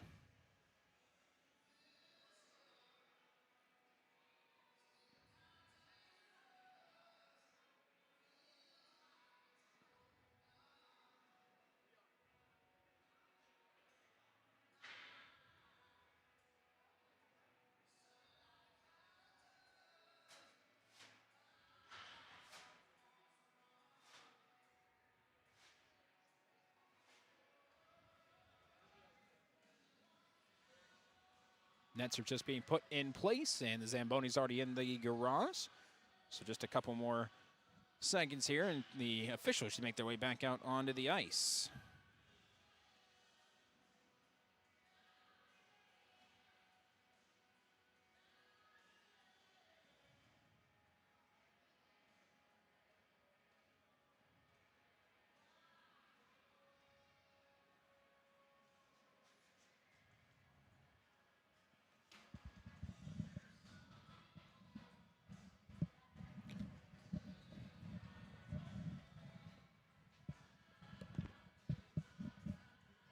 See what this third period entails. I don't want to say there wasn't much action because there were some good goaltender saves, but there really wasn't much beyond that in that second period. After the first period, had 2 power play opportunities for the Pirates that came up null and void. And Pirates also, weird for them, they have not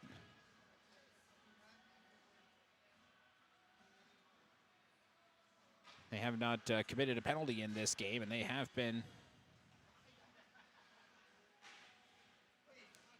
penalty focused throughout the course of the day. No, pardon me, throughout the course of the year. Pirates now back on the ice.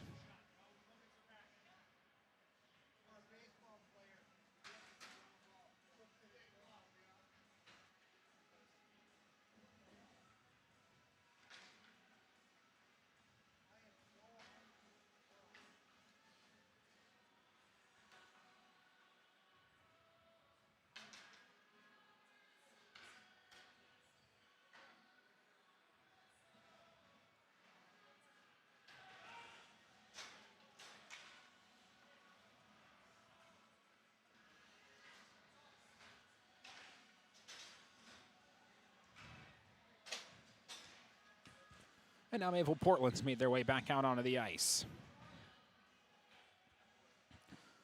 About to get this third period underway.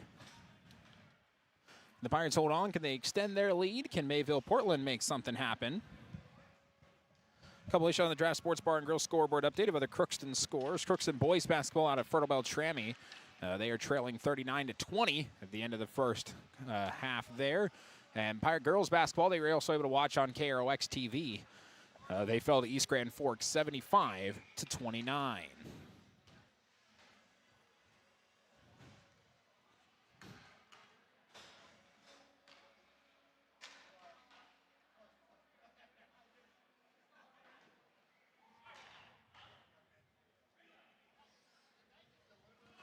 So third period about to start.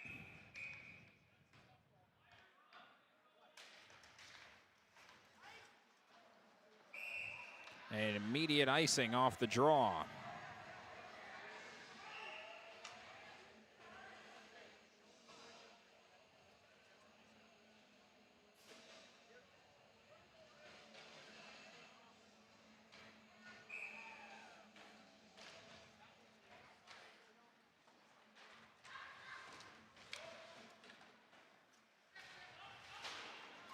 Well, fighting for it are the Pirates with Jay Reese sending it in deep, trying to find Garrett Fisher.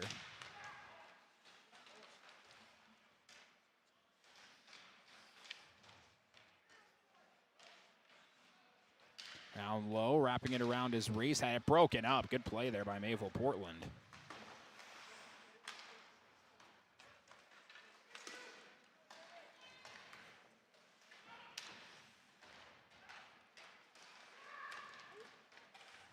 Still trying to get it down low. Now back out the other way. Come the Ice Dogs. Wyatt Heskin. Heskin will fire. And it goes too tall all the way around the boards.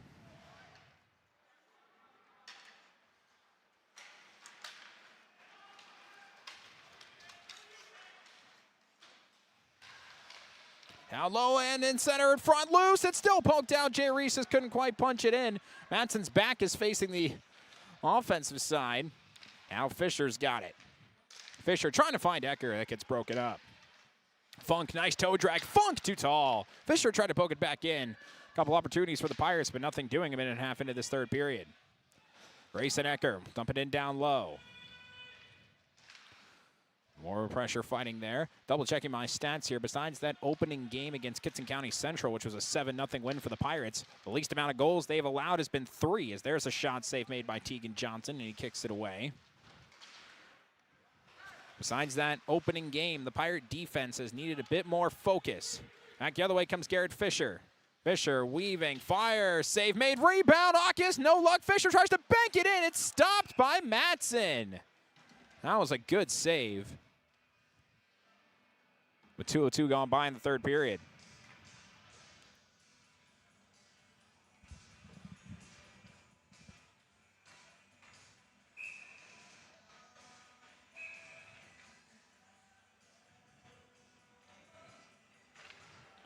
Face-off won by Aukis. Mason Reitmeyer tries to take a shot. It gets partially blocked. And sent out up in the air. Glove down by Grant Funk. Funk moving in. Funk toe drag, loses it, bounces out. Larson, he can't get a shot off. And the Ice Dogs come back the other way. Onside, Heskin. Save made by Tegan Johnson. Oh, what a weird bounce. But it bounces right back out to Cody Demra. Here comes Reitmeyer. Mason Reitmeyer, nice move, but it rolls right to Madsen before he could get to it.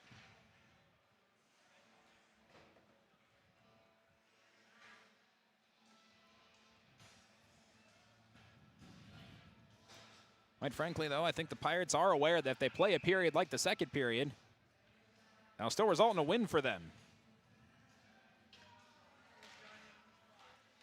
Face off, fight for, back behind net. Chip it out ahead. Kicked forward and back the other way come the Ice Dogs. And that might be a penalty. And it is. Our first one since the first period and the first Pirate penalty of the day.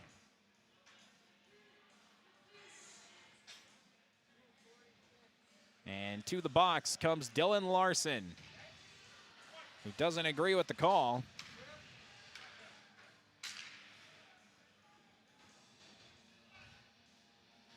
First power play of the day for the Ice Dogs.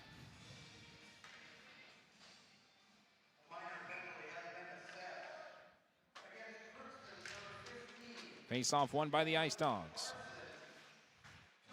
Working is Shapinski, broken up. Here comes Fisher, turning on the speed, short-handed. Garrett Fisher will go just behind that center one, broken up by Ecker. It bounces right back, broken up looking for Ecker, bounces right back to Fisher. And he'll still provide some pressure to the Ice Dogs, trying to get their first power play of the game set up. Able to get it in deep. Centering one, oh, it gets broken up at the last second.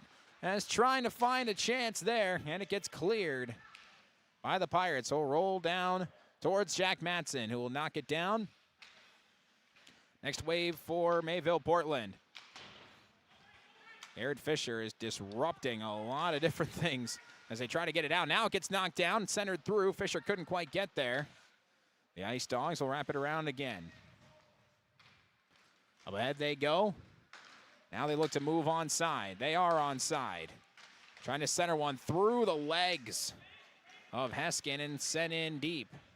Cleared by the Pirates. 55 seconds remaining on the Dylan Larson trip. 4 minutes gone by, third period. Up ahead finds Donarski. Donarski will turn around and whisk it the other way. That was played with a high stick. Jay Reese was the first to touch it, though, and then he sends it all the way down back the other way. Now, they could have gotten a face-off in front of Matson, but they'll just choose to play it this way, and Hamry will send it down, chip it ahead again. Jay Reese is down there. He'll peel it back. This is great keep-away work by the Pirates on their first penalty kill, sent all the way on net and over the net. Good pressure from Liam Larson. Final seconds of this penalty is winding down. Larson trying to center one, looking for Jay Reese. It gets broken up. Here they come, the Ice Dogs back the other way. Trying to capitalize. Goes through on that attempt by Liam Marquardt. Back up top. Hooked up around the boards. Tate Hamry's going to be the first one to get there. Penalty over. And back out comes Jay Reese. Going 1-on-2. Reese fakes a slap shot. Moving in. Dumps it off Larson. Save made. Rebound. Swing and a miss. Back to Reese. And it's saved by Matson. Oh, a couple of good chances. But no dice.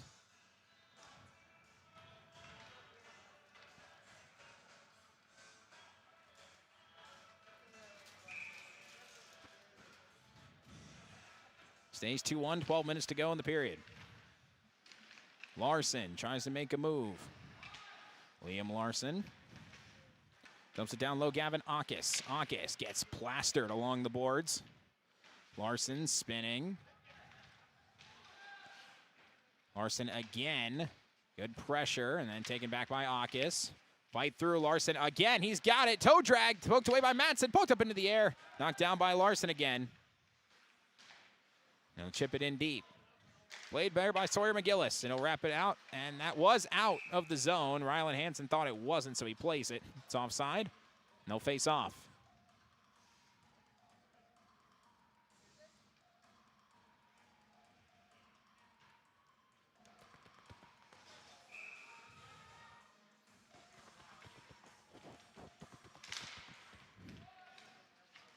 Face off one by the Ice Dogs, trying to move it up ahead, and gets poked back towards Reese. Reese stood up by two Ice Dogs, but finds Ecker looking for Fisher. Save made by Matson. And he has been really good since the first period.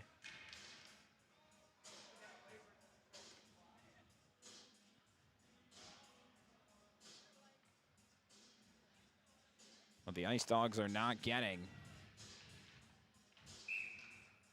the pressure they want. Face-off goes right to Matson. He'll choose to poke it away to Shapinski. Up ahead, that hit Ecker, who tried to cut it off. Did it successfully. Right along the boards, taken out. Reese, nice move. Can he get it back? No. Fisher tries to poke at it. It's taken back by the Ice Dogs. Mayville-Portland doesn't have anything on offense right now. Here comes a shot by Donarski wide left. Goes out to Ecker. Ecker will down low. Fisher. Fisher, good spin move. Fisher wants to take it himself. Loose in front. Fight for it. And Jay Reese comes in from behind to steal it. Big hit from behind the net. Reese goes down in the crease. Got to get out of there. He does, and the Ice Dogs will move out. Using the speed as Jay Reese kind of ran out of gas. Now all the way in come the Ice Dogs. Save made by Johnson. Fight for it. Goes back behind the net. Centering, swing, and a miss, but it kept in the zone. Here comes another shot. Deflected off the stick of Cody Demera. And that nearly got to Johnson, just wide, barely to the left. Up to Reese. He's going to move it ahead and change. Already not yet, although I know he wants to. Taken back by the Ice Dogs. Fisher lays a hit. They try to clear it. Up ahead, sent in deep. Mayville-Portland will get a change. Reese wants to change. He's now looking to get the puck. It gets sent in, and I think Reese is going to go to the bench. Here he goes. No, not yet. He's playing out there for an extended period of time. Out there with Shockman and Dylan Larson. Back the other way. 3-on-2 now for the Ice Dogs. Dump it off Arsvold. Arsvold, top of the key and out of the zone. Resupplying pressure. They're trying to bring him in. He finally does come in. Pretty much played a double shift there. Very tired as he heads to the bench. Back out the other way. Rylan Hansen. Woke back out Dylan Larson up ahead. Knocked down at center ice. Tracked down by Rowan Benoit. Now it's lost and taken by Heskin. Benoit tries to help close it out. Rylan Hansen over there as well. Fight for it.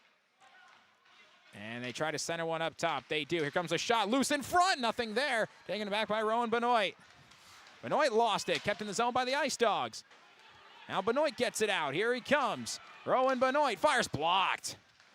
And that one was a good shot block as Benoit tried to make something happen. Top defender Tate Hamry back out there. He fires, blocked again. Benoit fighting for it. Now trying to take off for Heskin. Heskin comes back the other way. Heskin blocked. They poke away there by Hansen. Wrap this one around looking for Evan Schockman. His first shift back after taking a huge hit in the second period. Up ahead to him, too far. And icing. Took a huge shot, but it's good to see him back out onto the ice.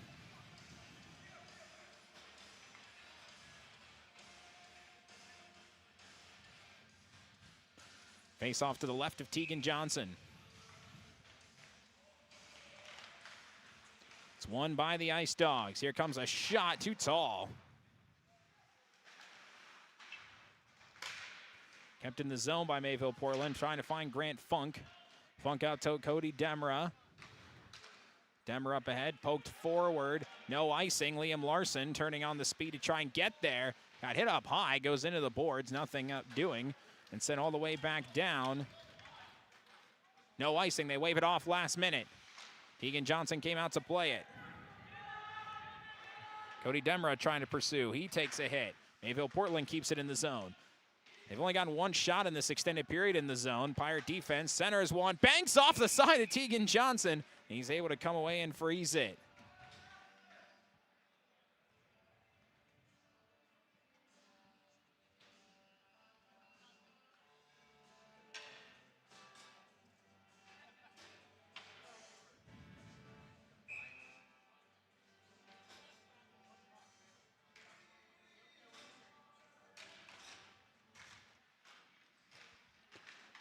Ahead and back the other way comes Grayson Ecker. Ecker to Fisher. Fisher makes a couple moves. It's just puck is rolling, and that's going to be a penalty. Fisher with a good penalty drawn, and the Pirates will have their third power play of the day. Their first since the first period.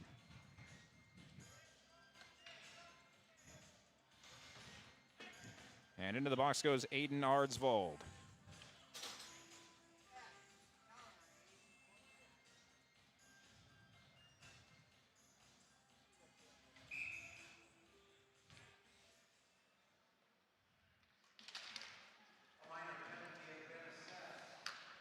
Face off one, now looking to roll down low. Centering pass immediately, poked out by Madsen. And whacked out.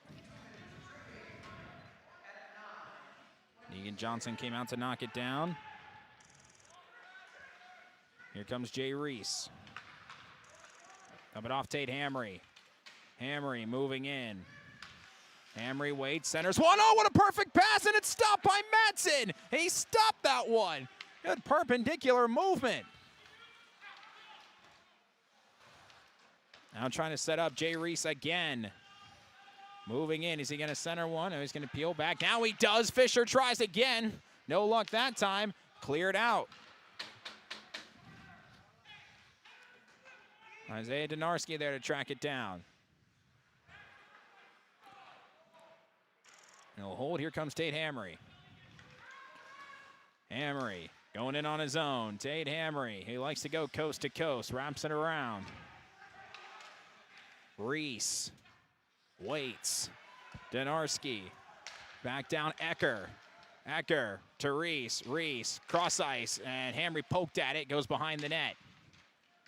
Reese and Fisher both over there. They lost it. Can the Ice Dogs clear? It goes way high and out into the bench.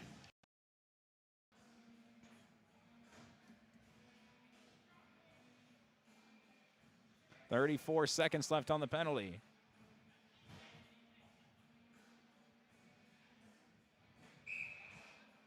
.607 to go in the third.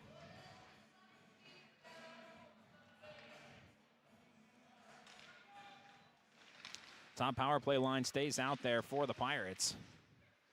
Jay Reese has got it. They switch defenders, so Reitmeyer is out there. Up ahead, Ecker score! There's a big one on the power play. Grayson Ecker.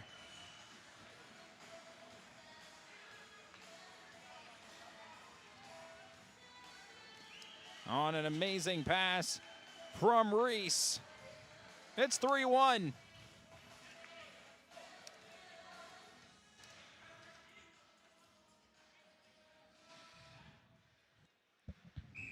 And Madsen, who'd been playing brilliantly, got beat on that one.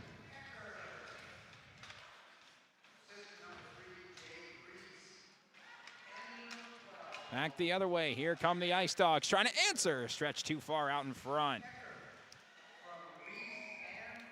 Finds Johnson, who holds it.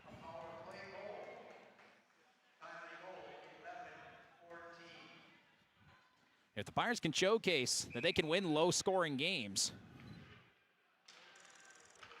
that's a good sign for them. Here's Funk trying to wrap it around the boards. Loose in front. Cody Demra weaves it out. Good play there. Here comes Gavin Akis with Liam Larson. Akis already has a goal in this game.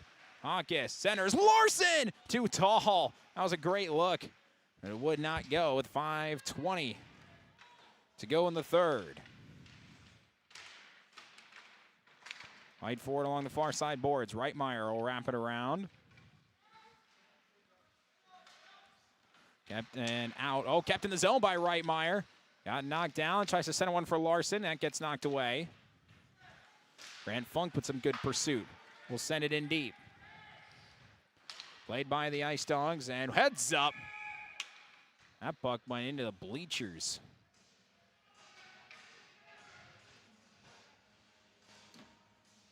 So a new one with 4:54 to go.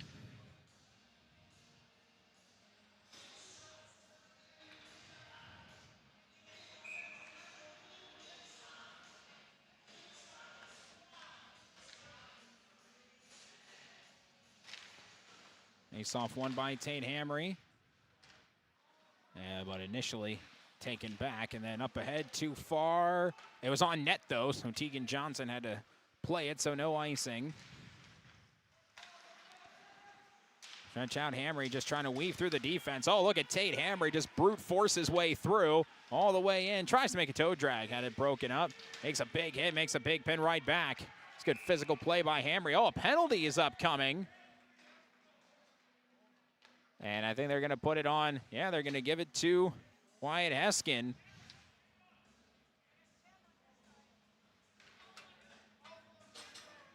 And they're also going to give it to Hamry, so. Are those coincidental, or is it 4-on-4? I believe, yep, those are coincidental minor penalties, so they'll both be in the box. We'll play 5-on-5.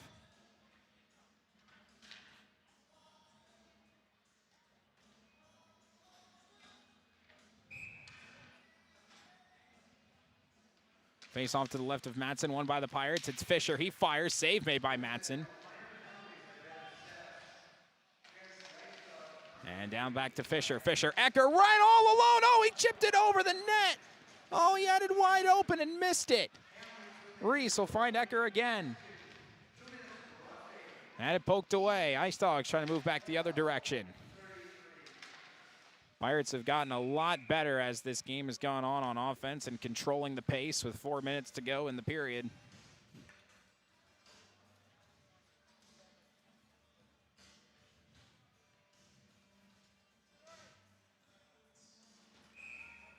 Hoping that this is enough for them.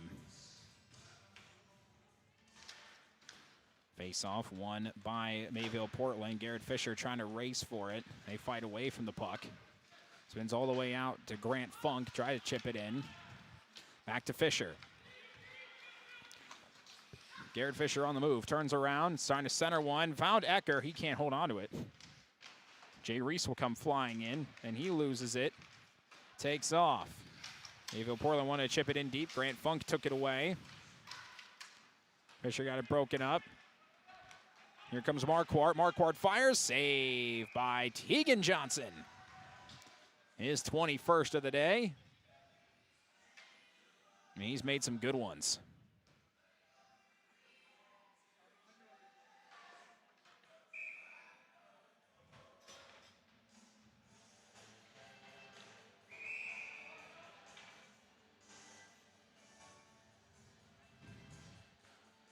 By the way, with how the JV, and sickness has gone around. Colin Trudeau, the sophomore, is the backup as that face-off.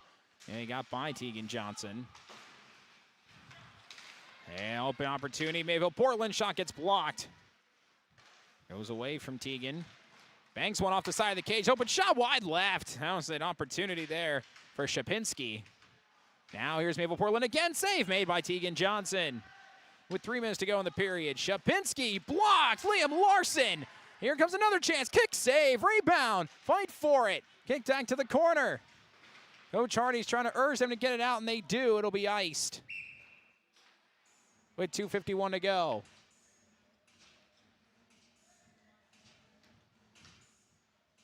Great work by Tegan Johnson.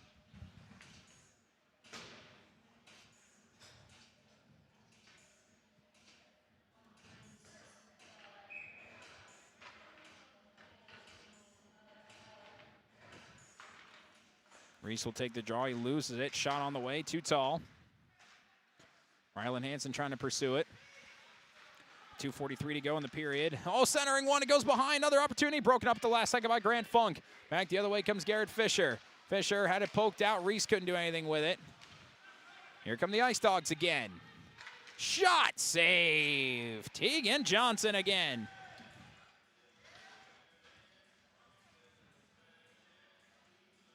He's doing great back there.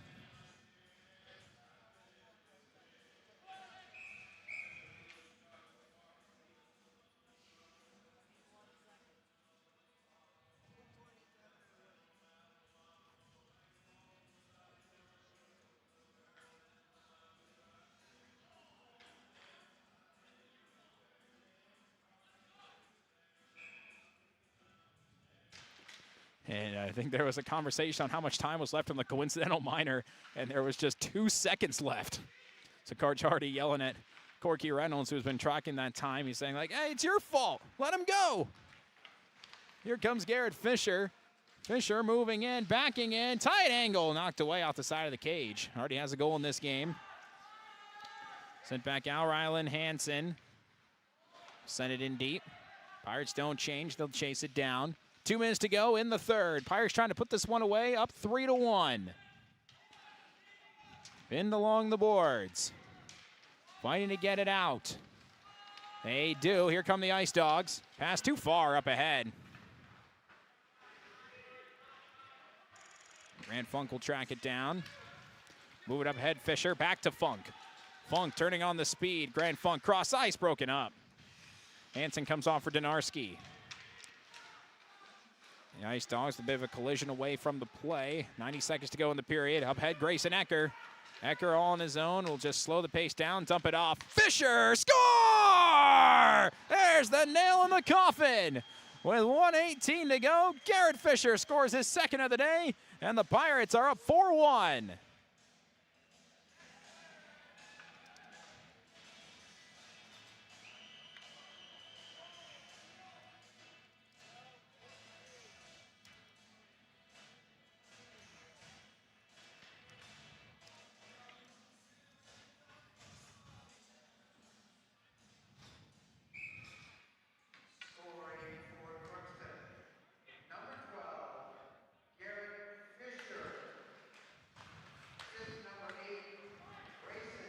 So face off one. Ecker gets the assist. Trying to move in. Banking it down. Shot goes wide. Penalty upcoming with 1:01 to go. So the Pirates will be on the power play. And to the box will go Isaiah Donarski.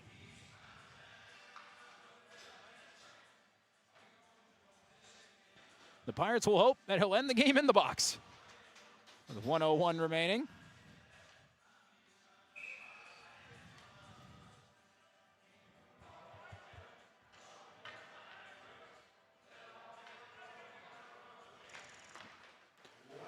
Wait for the face-off. Everybody falls down. Pirates looking to clear it. Cody Demera does so. Back out to neutral ice. Sent in deep. Chasing the Ice Dogs to the point. Moving it over after a cross-check penalty on Donarski. Up top, shot, save made by Johnson. Back out Demera. He'll clear it. And Shockman nearly was able to break away. Sent back in the zone, chipped back out. 30 seconds to go. Shot save made by Tegan Johnson, and then it bounces in. So they do get one on the power play. Wyatt Heskin will score it.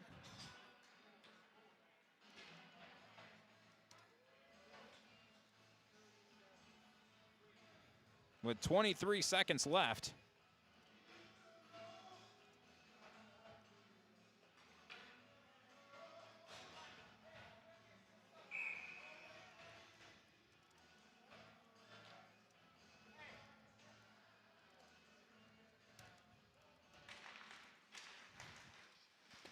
Now face off in the final seconds. Hecker. Dump it off to Funk. Trying to play keep away. Hecker again. Taken away from behind. A center one. Turnaround final seconds. Save made by Johnson. Nothing there. And that's over.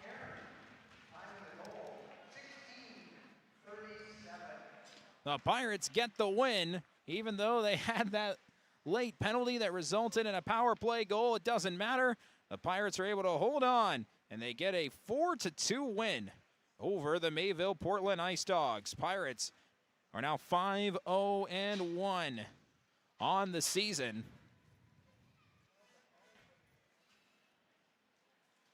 Mayville-Portland falls to 3-3.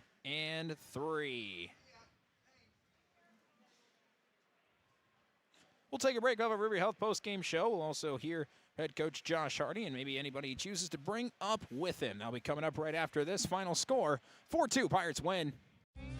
You can make a sweet life right here in the Red River Valley with a career at American Crystal Sugar Company. Our shift schedule offers 14 days off per month, which gives you time for family, friends, the great outdoors, and everything else you enjoy about small-town living. Entry-level positions are available, and pay starts around $18 per hour.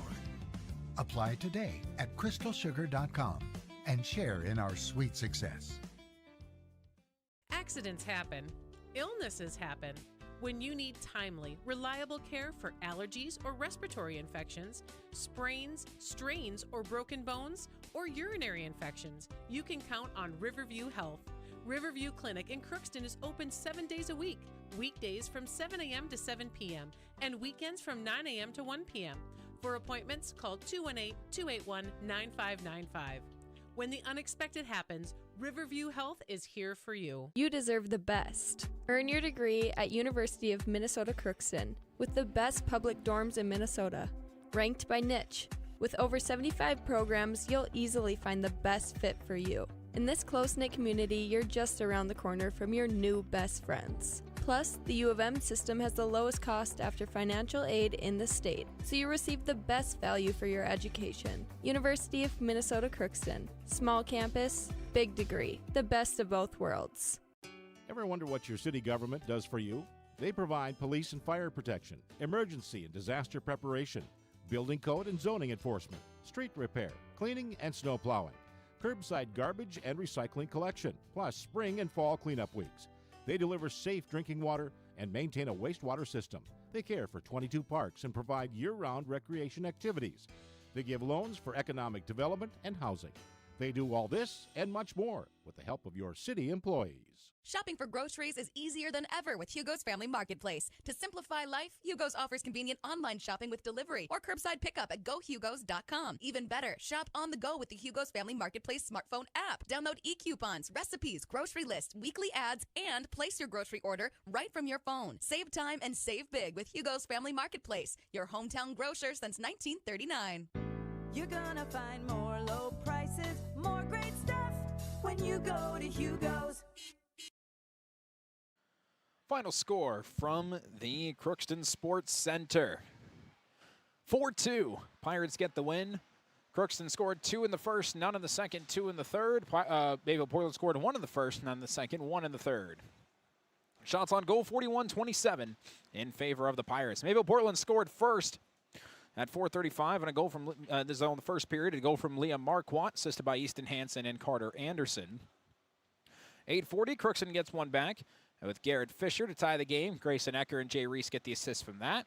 And then Crookston will score at 12:14 with Gavin Aukes. And Liam Larson gets an assist on that.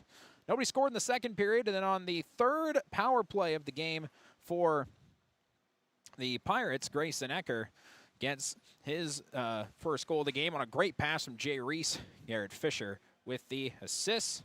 And then at 15:42, will be the nail in the coffin goal as Garrett Fisher scores his second from Grayson Ecker and Jay Reese. Mayville-Portland then got a late power play, scored at 16:37. Wyatt Heskin put it away on an assist from Braden Karen. That's how this game resulted and came to an end with the final score 4-2. Pirates get the win. Total saves, Jack Madsen really didn't play that poorly until the final stretch of the third period. He had 9 saves in the first, 16 in the second, 12 in the third for 37 saves on 41 shots faced. Tegan Johnson had 10 in the first, 7 in the second, 8 in the third for 25 saves on 27 shots faced. Crookston is now 5-0-1 on the season, 6 games in a row to start the season without suffering a loss. And they are continuing to look pretty solid and one of their better defensive games of the year as well. They'll take that. Good result here against the Mayville-Portland Ice Dogs. We'll take another break. We'll look at our Draft Sports Bar and Grill scoreboard update. Then we'll hear from the head coach of the Crookston Pirates, Coach Josh Hardy, coming up right after this. Hi, I'm Dr. Angie Smith, optometrist at the Crookston Eye Clinic and Foston Eye Clinic. We aim to provide high-quality products to our patients, things that we use ourselves in treating our own dry eye or coatings that we like to use on our own glasses. We offer myopia control contact lenses for children, which are soft contacts that not only correct their vision, but are designed to slow the progression of their nearsightedness. The eyes lead the body, and we are passionate about helping the eyes be safer, sharper, and faster.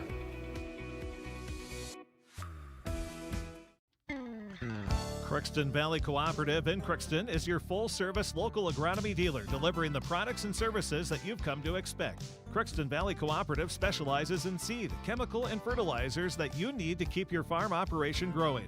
For expert advice you can rely on, give Sean, Mike, or Matt a call at 281-1178 today or stop by at Crookston Valley Cooperative, located at 1122 Fairfax Avenue in Crookston. Crookston Valley Co-op, here to keep you growing.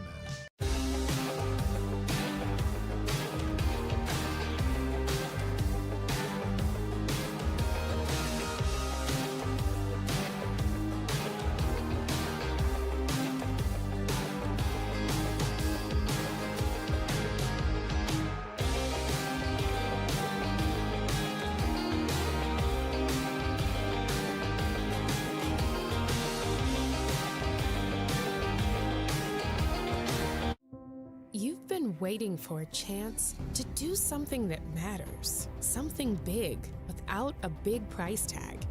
Welcome to Northland Community and Technical College.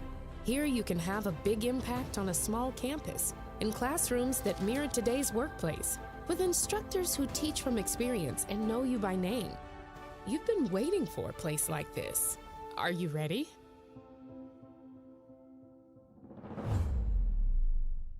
Are you an enthusiastic sports fan? Want to have fun and get in on the action? Heck, yes. That'd be awesome. Have great attention to detail? Want to stay active? Definitely. Want to give back to the student athletes in your community? Obviously, yes. Then you'd make an excellent high school sports official. We need more officials in Minnesota because with no high school officials, there are no high school sports. Sign up today at highschoolofficials.com. Back here at the Crookston Sports Center, let's take a look at the Draft Sports Bar and Grill scoreboard update here. So we get that loaded up. It's been a bit slow today, but we're getting that up and ready to go now. Girls basketball, East Grand Forks, they beat Crookston 75-29. And boys basketball still going at the moment. And Fort Beltrami in a really good spot.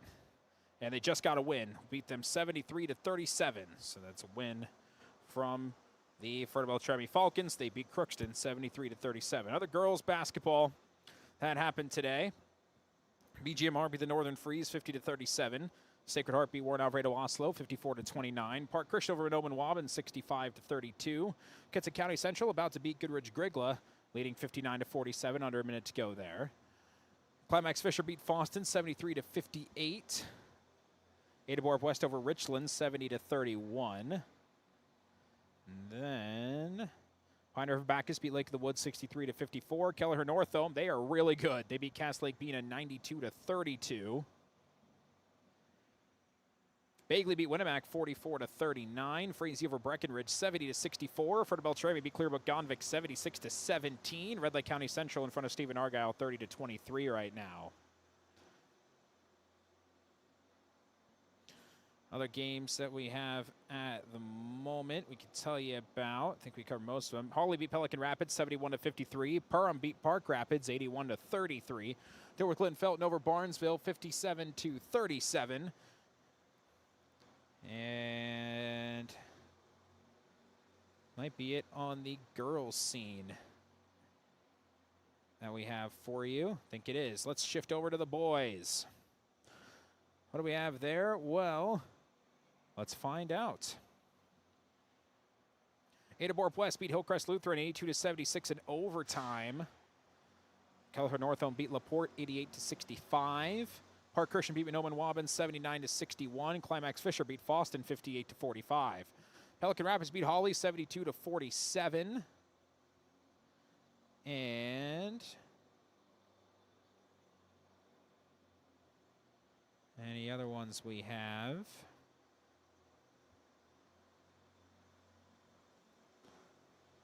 Perham beat Park Rapids 92-67. Pelican Rapids beat Hawley, as mentioned, 72-47. And that just about covers our scoreboard update for you at this stage. We'll mention as well, Minnesota Timberwolves just getting underway against the Golden State Warriors. That just got started. So that will still be rolling right along out there in Golden State. We'll take one last break as we wait for Coach Josh Hardy to make his way up here. I'll be coming up right after this. You can make a sweet life right here in the Red River Valley with a career at American Crystal Sugar Company. Our shift schedule offers 14 days off per month, which gives you time for family, friends, the great outdoors, and everything else you enjoy about small town living. Entry-level positions are available, and pay starts around $18 per hour. Apply today at crystalsugar.com and share in our sweet success. Accidents happen. Illnesses happen. When you need timely, reliable care for allergies or respiratory infections, sprains, strains, or broken bones, or urinary infections, you can count on Riverview Health. Riverview Clinic in Crookston is open 7 days a week, weekdays from 7 a.m. to 7 p.m., and weekends from 9 a.m. to 1 p.m. For appointments, call 218-281-9595. When the unexpected happens, Riverview Health is here for you. You deserve the best. Earn your degree at University of Minnesota Crookston with the best public dorms in Minnesota. Ranked by niche. With over 75 programs, you'll easily find the best fit for you. In this close-knit community, you're just around the corner from your new best friends. Plus, the U of M system has the lowest cost after financial aid in the state, so you receive the best value for your education. University of Minnesota Crookston. Small campus, big degree. The best of both worlds. Ever wonder what your city government does for you? They provide police and fire protection, emergency and disaster preparation, building code and zoning enforcement, street repair, cleaning and snow plowing, curbside garbage and recycling collection, plus spring and fall cleanup weeks. They deliver safe drinking water and maintain a wastewater system. They care for 22 parks and provide year-round recreation activities. They give loans for economic development and housing. They do all this and much more with the help of your city. Here we go. And to wrap up our Riverview Health post-game show, we have the head coach of the Crookston Pirates, Josh Hardy, here with us. And you mentioned it as soon as you walked into the box here, that all you needed to do, quite frankly, was find a way, and you did find a way. Out shooting Mayville-Portland by 14. Nobody scored in the second period, still won by 2. What did you make of your overall performance? You know, It's tricky, right? Like we found a way, right? And I said as we got in here, it's been a little bit too much of that lately. I think my mom texted me before the game and said, try to get it done in 3 tonight, which we were able to do. So there you go, Mom. But it's here's the deal. We just talked about it in the locker room is that there's times where we're going to be frustrated, right? And I think we battled through that frustration tonight. So whether it's with not getting bounces, sometimes with each other, right? Like emotionally, we're high school boys and trying to figure things out there. And we were just a little bit frustrated in the second period. We didn't get a lot of bounces. We outshot them like crazy, and just didn't get anything in our way. And our emotions were running a little high. And I'm really proud of the way that we came out in the third and kind of flushed those first 2 periods. We talk about that sometimes. Is not the first. I thought the first was pretty good, but we flushed the second where we were frustrated and we're able to come out and play a little bit different style of hockey in the third here. I thought we established our forecheck well, and moved the puck much better. We and then we were able to get a couple of goals on the board there. Yeah, one of the more frustrating things I think really in the game of hockey is when you play a great first period and then something completely different happens in the second. That was sort of the plan in the pregame plan. It was play a full 51, and I didn't quite do that tonight, but we had probably 46, 45 minutes of pretty good hockey tonight. And again, when it doesn't translate on the scoreboard, sometimes that can be frustrating, right? We see it as coaches that things are going, and another thing is we talked about it in the locker room after the game is we're 5-0-1, we're undefeated, and we're not satisfied, right? Like this is a group that knows that we can play better than we have at least since maybe middle of the game against Hopkins, Bagley tonight. Like we can play better than the last 2.5 games, and I do expect that we're going to, and we're not satisfied, and sort of the conversation with some of the guys tonight afterwards is, hey, yeah, you didn't have your A game tonight, but how do we find our B game? And that's just maturity and growing up and figuring out a little bit how to play at this level, and we're getting there. In terms of overall defense in this game, that looked to be pretty good. Tegan Johnson played great today. Man. Outstanding again, fantastic start for him. His 2 starts, they've been wonderful. Man, he's been great. He's coming up here in a minute. Got his first varsity W, so the boys want him to come on the radio tonight. I agree. He's taking his time, I'm sure. Yeah, he's usually pretty quick. We'll see. But yeah, he excited for Teagues today to get that W. We couldn't quite get it for him against Hopkins, and that's we ended up with a tie. But for him tonight to get that win, like I said, just a great kid. Works really hard. Brady was sick tonight. I'm sure he's listening at home. Hope he's feeling better too. But I'm sure he's excited for Teagues to get that first W too. Those goalies have some good camaraderie together, which is fun to see. So yeah, we're proud of Teagues. He battled hard tonight, and for me, maybe the biggest thing that, like, obviously good on the ice. That's huge. But Teagues is such a good leader that he's leading the conversation in the locker room in between periods, on the bench, whether he's playing or not. And that's such a huge asset to a team, is to have guys like that keeps everybody grounded, keeps them focused on the right things. And for a goalie to do that, I think is even more special. So really proud of him here. I thought he played a great game. I thought obviously that first line was going, but then it was nice to see Gav. So nice to see Gav get one on just a beauty play from Liam Larson. And Liam Larson, I really think, we talk about since halfway between that Hopkins game and now that maybe our game hasn't been quite what we wanted it to, but we talked about that in between periods, and I looked at Liam afterwards and I said, but not you. You've been, this is some of the best hockey I've seen him play in the last 3 games. He's really been leading his line defensively strong, really stepped his game up tremendously over the last week or so, and that's fun to see too. So, it's been fun. Yeah. It's been a lot of fun to watch this team in the first 6 games. We know that the potential is there to really keep getting better, right. So it's a lot of fun to see. Any other final comments from this game before we turn it over to Tegan? Yeah, just again, proud of the way we played. I thought we pretty much rolled guys tonight. Lots of guys got action. I thought Rylan Hansen played great, and sort of not his debut. He's played a bunch, but he played a bunch more tonight than he usually has. That line of Dylan Larson, Rowan Benoit, and Shockman were great. I thought they maybe a little bit defensively. They got hemmed in a few times. But you know what? that's what it's about. Like, we work it out, you figure it out. You don't grow unless there's a little bit of adversity, right? So they learn and get better there. And Evan's dealing with a little bit of he got cleared, had a big hit there, so hopefully he's good to go here. But yeah, so we're just looking forward to, next week we get a little bit of time off. JV's going to play Monday over in Red Lake Falls, and then a couple of days of practice. We got Princeton on Saturday, and then a big section one here on Monday against Thief River Falls. So it's kind of coming to a head. It's crazy that it's Christmas already, but I'll turn it over to Teague's newly committed Mayville State baseball player. His glove was looking pretty good out there today, so I'm excited to watch him play a little baseball next year too. So here he is. Fantastic, Josh. Very much appreciate your time. Bring him on over with, I feel like, early contributor for potentially best hair on the team. Oh, no, like not even close. It's I don't know if that's a common thing you hear a lot, Tegan, but oh yeah. T. Johnson here with us today wearing a massive chain, something I think is very well deserved. You were with the Fort Beltrami State football team out there for a little while, so got here late. So this is just your second start of the year, but you've played fantastic. And what was it like to just do that quick shift from football back to hockey? Well, I appreciate you for the compliment there. I've been playing good. But the shift from football to hockey, I mean, it's the same as every other year. You go from the playoffs of football, the physicality, you're getting your work in, your body's in shape.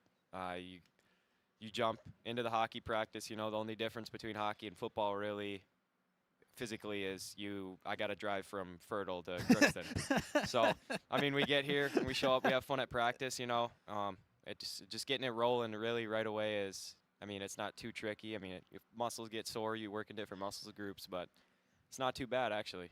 That's a fantastic comparison. Never would have thought of that. And, of course, he mentioned it. Of course, Coach Hardy mentioned it both in pre and post game. Formal congratulations to you on your Mayville State commit to play baseball. We've seen you play football, and we're seeing how good that glove is working at hockey. Is your baseball experience kind of make you want to lean towards that glove a bit more often in net? Oh, absolutely. I love making a good glove save. I mean, I've loved making good glove saves since I was a little squirt. I just recently started loving baseball, though. I went on a visit yesterday. That went great. Obviously committed, but I feel like the glove and the blocker, it's either side. I mean, the catching is definitely easier because, baseball, you catch the baseball, but the blocker, I mean, you just look over there and you just follow through. So, I mean, there's not much difference in either side.